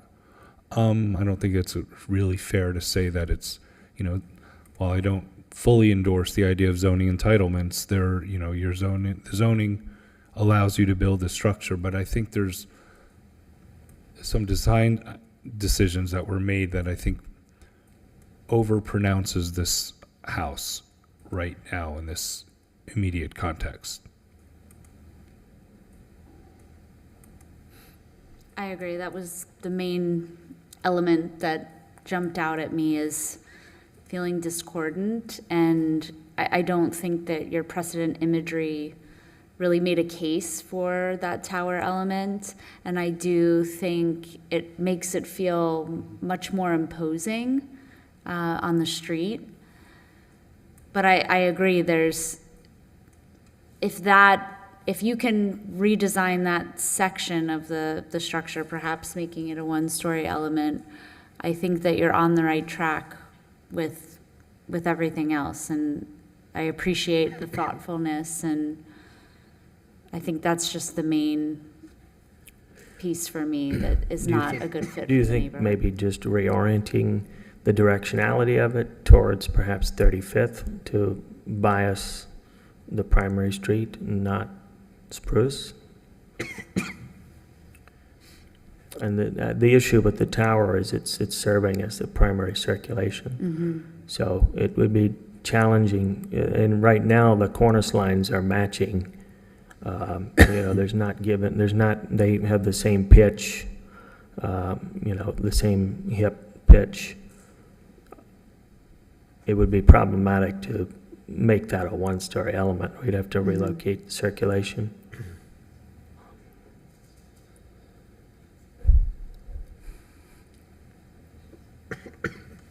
I mean, it could certainly be rotated, 45 degrees and reoriented to 35th. Mm-hmm. I'm not sure that would provide enough relief as far as just a break in the massing. It's a lot all the way across in the way that it occupies the corner. Gabe, do you have any thoughts? I think that it's a beautiful, lovely design, but I agree. Looking at the context, on Spruce Street there is no two-story homes, right? On 35th there are few two-story homes. So I think that I would agree with you, and I think that is imposing the entrance on the diagonal. I mean, I love that, the idea, but I think that is imposing this to the neighborhood. It's like kind of minimizing the rest of the properties, right? Is taking such a prominence in the neighborhood. Patrick, I'm trying to visualize that particular street, and I can't, but I think the design of the home is beautiful, but I'd really like to drive by that street and get a better orientation for myself. But kudos on the design. The streetscape here, I think to the east, it is predominantly one story, but on our block, the 500 block, it is probably 50-50 two-story to one story in terms of the ratio.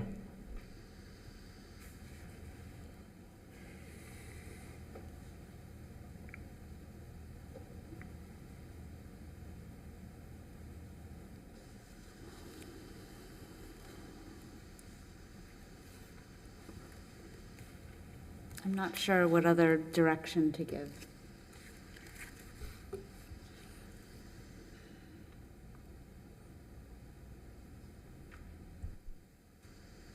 Should we break it down into bite sizes?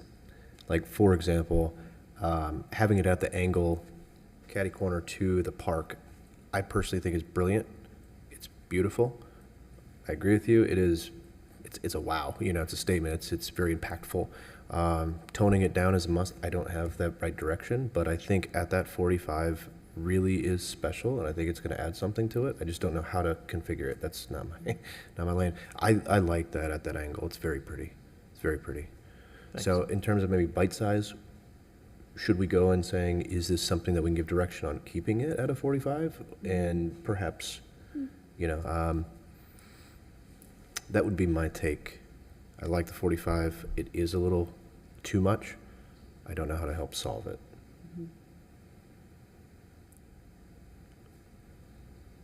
Too much in terms of the ornamentation? No, I agree with my team up here, and the massing. I mean, the massing. It is very powerful. I don't know how to help solve that, but I really like the orientation. It's very, very pretty. Yeah, incorporating the elements of single to double, it's very smart.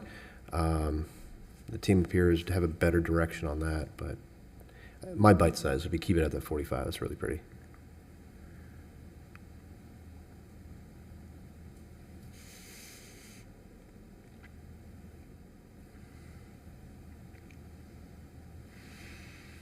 Can I ask you a question?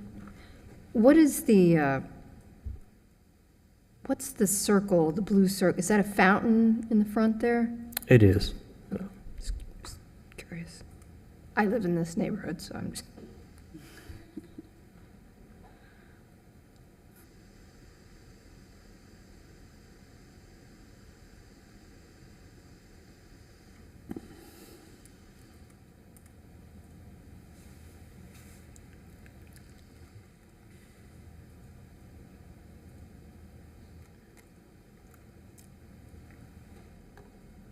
I mean, I'm on Google Maps, so you've got a park that's, diagonal, and then the other houses are one story on the other two corners. I mean, we could certainly look at pushing the house, the entire mass, to the west, if that would provide some greater relief to the one story to the east, because we are predominantly two-story to the west.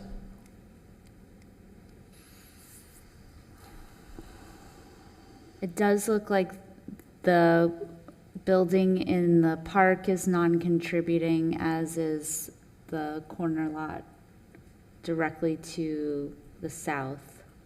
So those could potentially be redeveloped at some point, but Well, the lots are half the size. The house in the park is a clubhouse. It's not going to be. It's not going to be redeveloped. So then the one directly across. And it's a very central, there are neighbors here that I think are going to speak on it, but it's a pretty central feature of the neighborhood, that little house and park.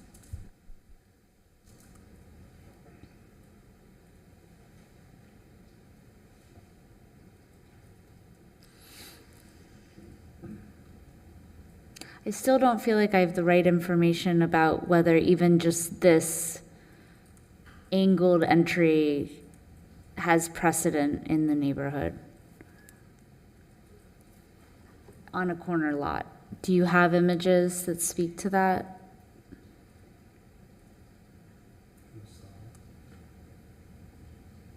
I think this would be an example.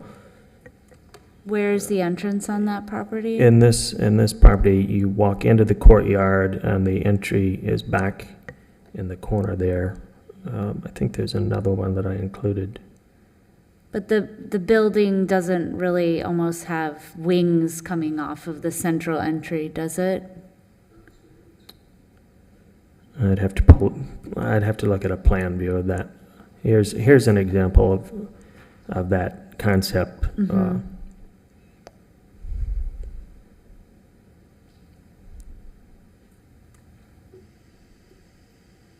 Which was the one you were looking at, James? You were.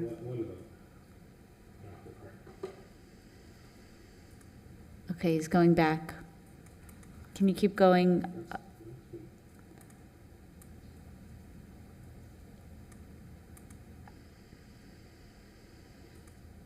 Was it one of those, or?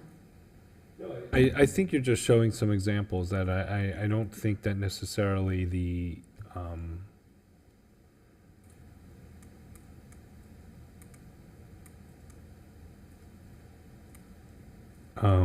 house is oversized per se. I think there should be some one-story elements somewhere on that two-story mass that stretches around the corner and is hyper pronounced by the central tower, which your client wants that design feature. I mean, potentially that could be looking at losing the ensuite over the garage and reducing that to a one-story. That may be a solution, but there's probably a lot of public comment that's coming and staff presentation. But even right here is a good example. Like the central tower isn't even the highest part. It's the other two wings that are. There's just. I am. Again, now I'm repeating myself. I'm struggling with finding the central tower feature fitting with the proportion of the house. It's wanting to be pronounced and say it's the signifier, but the two wings are higher than it. There's no breaking up of that mass of two-storyness. Originally, we had like that. That's kind of the problem. Like, so it's almost like I want one of the wings to be one story.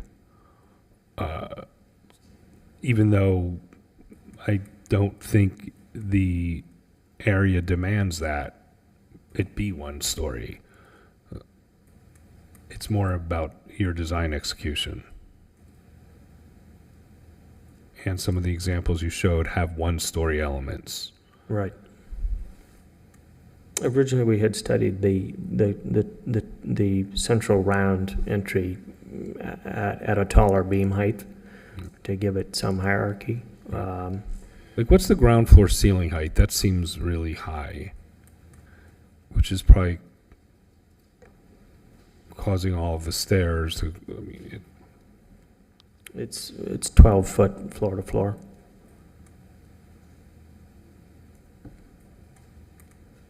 So that's probably the height of the one-story homes in your area.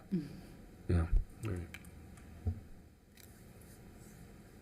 Yeah. Hopefully we've given you sufficient comment. I think we need to move on to the meeting, for the rest of the meeting, and hear the staff report. Thank you. Thank you.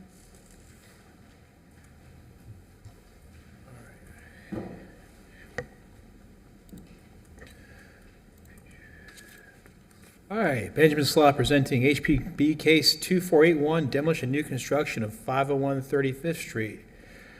This is the location aerial on the corner of Spruce and 35th. This is a site plan as presented by the applicant. Photos of the existing structure. And some context around the sides and the back. This is the rendering as provided by the applicant. And the request is for demolition of a non-contributing structure and, of course, the new structure as we've seen here. The floor plan is presented. And the second floor plan. And the elevations. The roof plan. And the streetscape. We believe this does meet 9 and 10. It is a big house. With discussion with the applicant, we did look at other double lot corners within the area, which we drew inspiration from. Obviously, you do have concerns about the massing and the style of architecture, and I feel we're going to continue this. So my recommendation, we approve it, but I feel we're going to continue. So there we are. Okay, thank you. Thank you. Questions of staff? Okay, thank you. A number of comment cards here. Gerald Shields.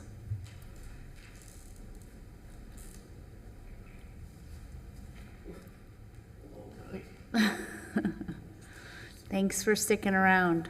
I had to. I owned Gerald Shields. I live on 26th Street, 423 to be exact. I used to own a home across the street at 447 35th Street, which is a single story with a tile roof. It's a pretty home. I liked it. I rented it, and I've lived here now for 13 years. Now, this house that they want to knock down, I have a map that shows that it's contributing, and this map is given to the people of the city of West Palm Beach by the city. So, and it clearly indicates how, you have a little thing here that tells you what it is, and this house is contributing, not non-contributing, as far as we've been told, and by this map. And be that as it may, this house is a nice home. I helped paint it about 4 years ago. I painted the red door. I helped put up the shutters. It's a beautiful piece of property. It hasn't been taken care of by the two previous owners. They've let it's in shambles. The back house, the fence is down. They should be fined before they build a 4,000 square foot home.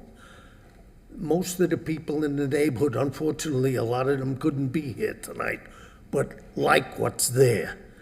It fits in. This house, may be beautiful if it was on a 2-acre lot.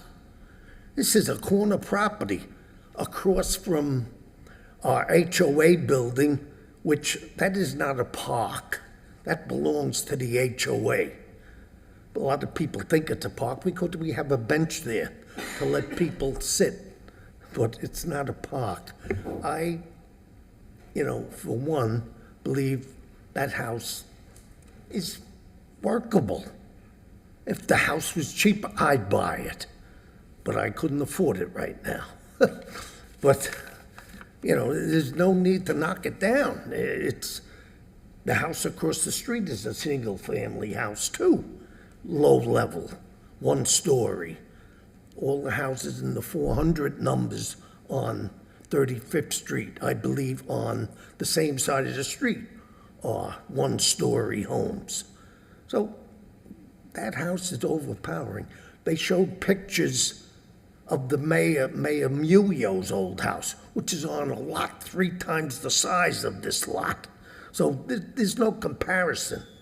So this house should be still just remain the way it is. It's got a nice cottage that could be fixed up. I could see if the house was really deteriorated, like the White House on the corner of 31st Street and Spruce was. That was a disaster. And it took the poor people a long time to get that knocked down. And now they're building now, but the two aren't the same here. You got apples and oranges here.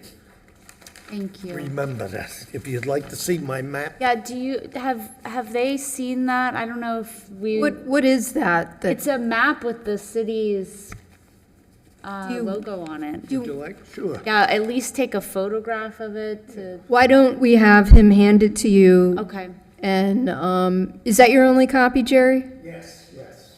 Marilyn Taylor's from 35th Street. Do you have that, Ben? Do you have what he has?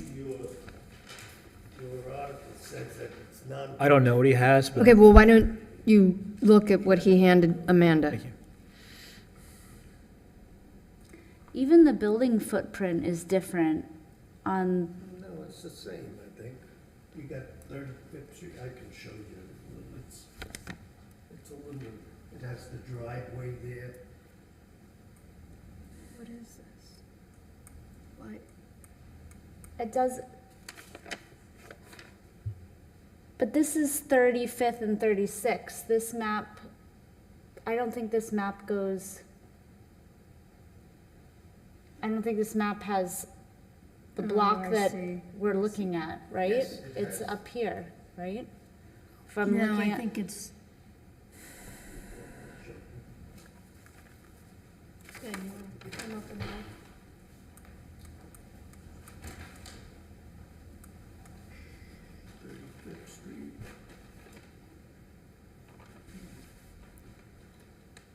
Here's 35th.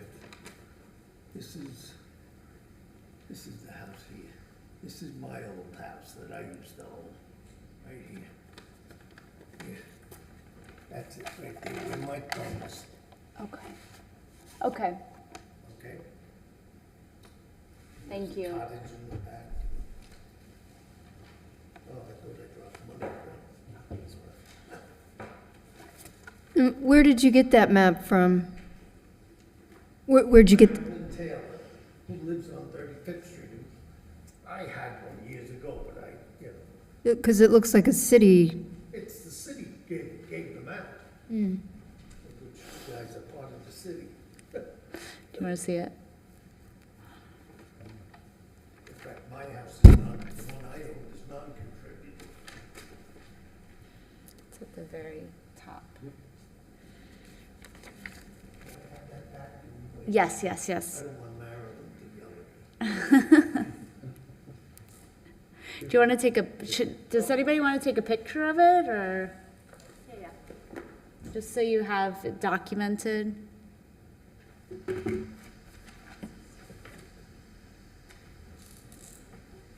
Thanks, Anna.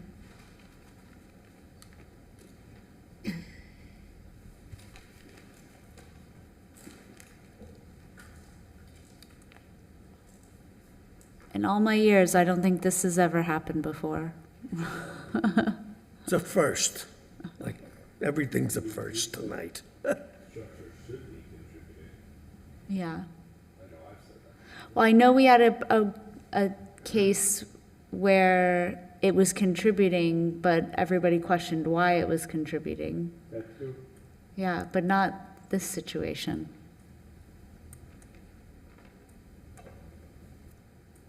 Well, I'm sure we can confirm one way or the other if, Yeah. if it is continued. Because this, what's in the packet, I think, is from the GIS. I'm on the GIS. Yeah, and it's. Yeah, and that might be an old map. I mean, who knows? In your packet, there are the initial, the original report and the survey has been chopped off and highlighted with this showing as non-contributing. And that was, research was done based on the homeowners and neighbors' comments. Okay, thank you. What is black on this map? Because this is the historic preservation map. This is all the historic property search. And Yeah. I think that is that corner that is black. It Interesting. doesn't say. So our next public comment is Marshall Arsofsky. Hi, I'm going to be very brief. I appreciate everything that the board has said, and I was supportive of the of how you describe the home, which we all agree is a beautiful home, but I think that the scale of it now, the size, even the angle of it, it's something that goes beyond what I think is appropriate and what I think a lot of my neighbors think is appropriate for that space and for that neighborhood. I don't know of any other houses, as we were sitting here and looking at all the pictures. First of all, I've been there since 1997. I lived on 35th Street to the east of this property. And I don't know any other homes in the whole neighborhood that have that angled thing on the corner. Even the house that appeared to have a little bit of an angle is a house that's mid-block set back, and it's L-shaped, and just in the middle of that little L, there's like a little circular part, but it's not a 45-degree grand entryway into the home on the corner of a corner lot. And Madam Chairperson, you noted earlier that it's never easy to approve a demolition. I think one of the first things we have to determine is whether it is a contributing property or not. I think that there is some dispute there. And whether it is or not, I still think we have to consider whether it's appropriate to demolish it. It is a mid-century home. We have a lot of mid-century homes in the neighborhood, and once they're gone, they're gone. The other knockdowns that this board has approved, apparently, and that have been rebuilt, are always homes that are of the same size, around the same size and same style of the house that's being replaced. This is a completely different situation. This is the entryway into the neighborhood from the north. And as the board properly noted, all the houses around that corner are single-story homes. And then the home that's being suggested to be built is, to quote some of the words that were used, is imposing. It is a little grandiose for the corner that it's on and for the neighborhood. And I think the fear that a lot of the neighbors have is that we're going to get to the point where we start knocking down all the charming homes at Northwood and being replaced with homes that are getting larger and larger, to quote the term that people use, McMansions. And being in this neighborhood and seeing what's happening to the neighborhoods to the east that aren't protected historically, you see that a lot. And I think that's something that I'm gathering from the comments that I heard before this meeting from the neighborhood and from the neighbors, is that that's something that we're trying to avoid. That's part of the charm of Northwood. People come candlelight tour just to see the old beautiful homes and how they're maintained and how it's not cookie cutter, but it's still, it's beautiful. Everything's in scale and scope, and the house that's being suggested to be built is definitely not one of those. And so we would just ask that the board deny the petition as it is and require something more in keeping with the neighborhood and the location. Okay, thank you. Thank you. Do you have any further public comment? Yes, ma'am. Mary Beth Mudrick again, 416 36th Street. Roger, you're actually my high school classmate, so we've both been around a long time. And these are my neighbors, and I know my neighbors, and I actually know their dogs better than I know them. But I say that because the neighborhood, we walk in this neighborhood, and we enjoy it, and we enjoy the architecture, we enjoy things that can be recreated. I think the biggest worry in the neighborhood is that this is a sound property that's going to be demolished. And I think the overarching worry is that we will lose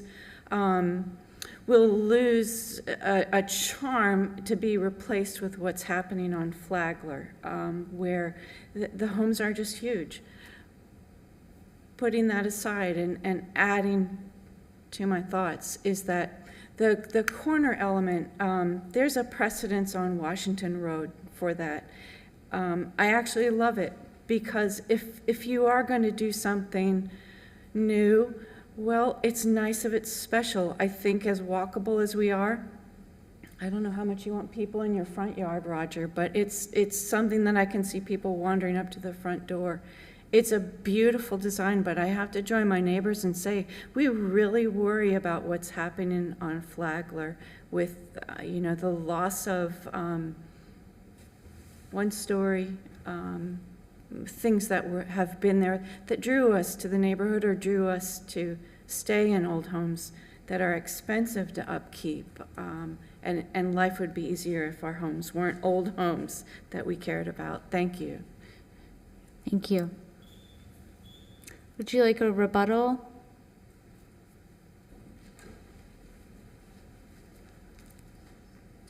I would just speak to the comment on it being non-contributing. I think there's a preponderance of evidence that, including the original ordinances that were passed, that clarify this as a non-contributing residence, and the existing home on the lot is just simply not what our client desires, which is why they're changing the style. Okay, thank you. Okay, we'll go into executive session. So it seems like we need to confirm whether this is contributing or non-contributing.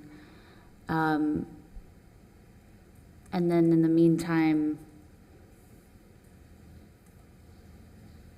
assuming that it's correct in the packet, I think the architect has a significant redesign to do. Does everyone on the board agree with that?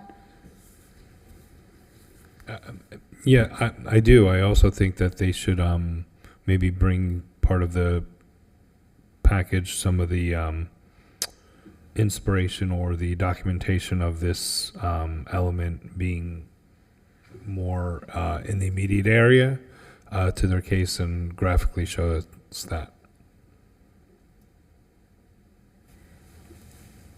Okay. With that, would any further comment, or would someone like to make a motion? I'll defer the item for 1 month for restudy based on the direction by the commission. Is 1 month okay, Rod, Patrick? Or 2 months? Bless you. 1 month is fine. To the November 26th hearing. Thank you for your time. Do you have a second? Second. All those in favor? Aye. Aye. Any opposed? Okay, we'll see you next month. Thank you. I hope you'll communicate frequently with staff. And can we have a motion to adjourn? I move the board to adjourn tonight's meeting. Second. All those in favor? Aye. Aye. Aye. Any opposed? Okay.